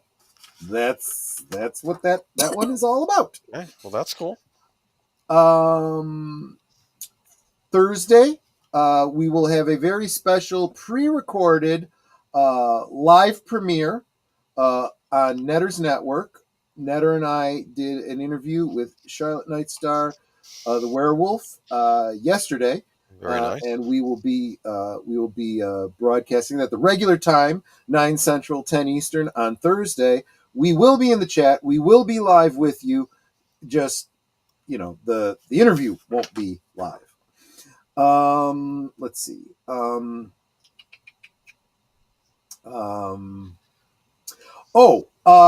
then Friday, join Big Al, Deleted Scenes, and myself at I guess that would be 7 Central, 8 Eastern, over on Big Al's channel. Films with Friends. We will be watching a movie that I very much love, Near Dark. A great vampire film that mostly reunites the cast of Aliens, actually. Aliens, the second movie. Followed by Last Call at 9 Central, 10 Eastern, where, as I've mentioned a couple times throughout the stream, we will be talking about fan films, specifically Star Wars fan films, but we may be talking about some others as well, and specifically why I feel that fans are doing the best work. Deleted does confirm that for Tuesday he has Mystery Night at the Movie, so maybe 8:15-ish, which probably means, and he's talking Eastern time. So he says maybe 8:15-ish. That means it'll probably be regular time, 8:30. So we'll see you. Yeah, and I'll get there as there. soon as I can. So yeah. Yeah. And that is Friday. Saturday, over on Netter's Network, what is the film we'll be watching Saturday night at 9 Central, 10 Eastern on your channel, Netter? Well, if I gotta tell you, okay, I guess I'll tell you. You hear her clicking, which means she's going to check her page because she doesn't remember. Well, you said it was one of your favorite movies, Frankenstein Unbound. I didn't say it was one of my favorites. I said it was a good Frankenstein. I like Raul Julia in that. Movie. No, it's not my favorite. It's a good one. But it is a good one. It is very, very interesting. I like Raul Julia in it. Yes, exactly. Yes, exactly. And we'll be watching that on Netter's Network. Brings us around to next Sunday, where I will be I believe Netter as well. I haven't really talked to her about it yet. Appearing at noon Central over on Pops' channel. Oh yes. Yeah, I will. And I should be there. Are you in on that too? Yes, okay. I'm going to try to make it. It shouldn't be an issue, but I would let. So the three of us have been invited. So far, I'm aiming to make it there. Yeah. And I have never missed an opportunity to appear on Pops' channel, so that's where I will be at noon, 1 week from today. And the discussion, are we allowed to say what it is, or we have to wait? I actually don't remember what it is, so I can't really say. Star Wars anniversary. It's Star Wars memories. That's right. It's Star Wars Day. Yes. That's right. It's the real Star Wars Day. Yeah, exactly. So we'll be talking Star Wars. I think that's fine. I think that's perfectly good. I'll be going into detail about this latest LucasFilm film reel that we talked about tonight. I'll talk about. And how awesome it is that they're Croc-a-turtle. I want a Croc-a-turtle. We could franchise the heck out of Croc-a-turtle. I'm telling you. Go ahead. Yeah. Okay. Yeah. And then that brings us around to next week's Geeky Geezers, and we have no way of knowing what we'll be talking about because it hasn't happened yet. Yes, so we will discuss more things next week. I think there was one story pending. I might look into that Rachel Zegler Avita situation because apparently something's going on with that. But all right, yeah, I'll talk to y'all next week. You have a good one. Have a good week, and check us out tomorrow night. Bye-bye. Thanks, everyone.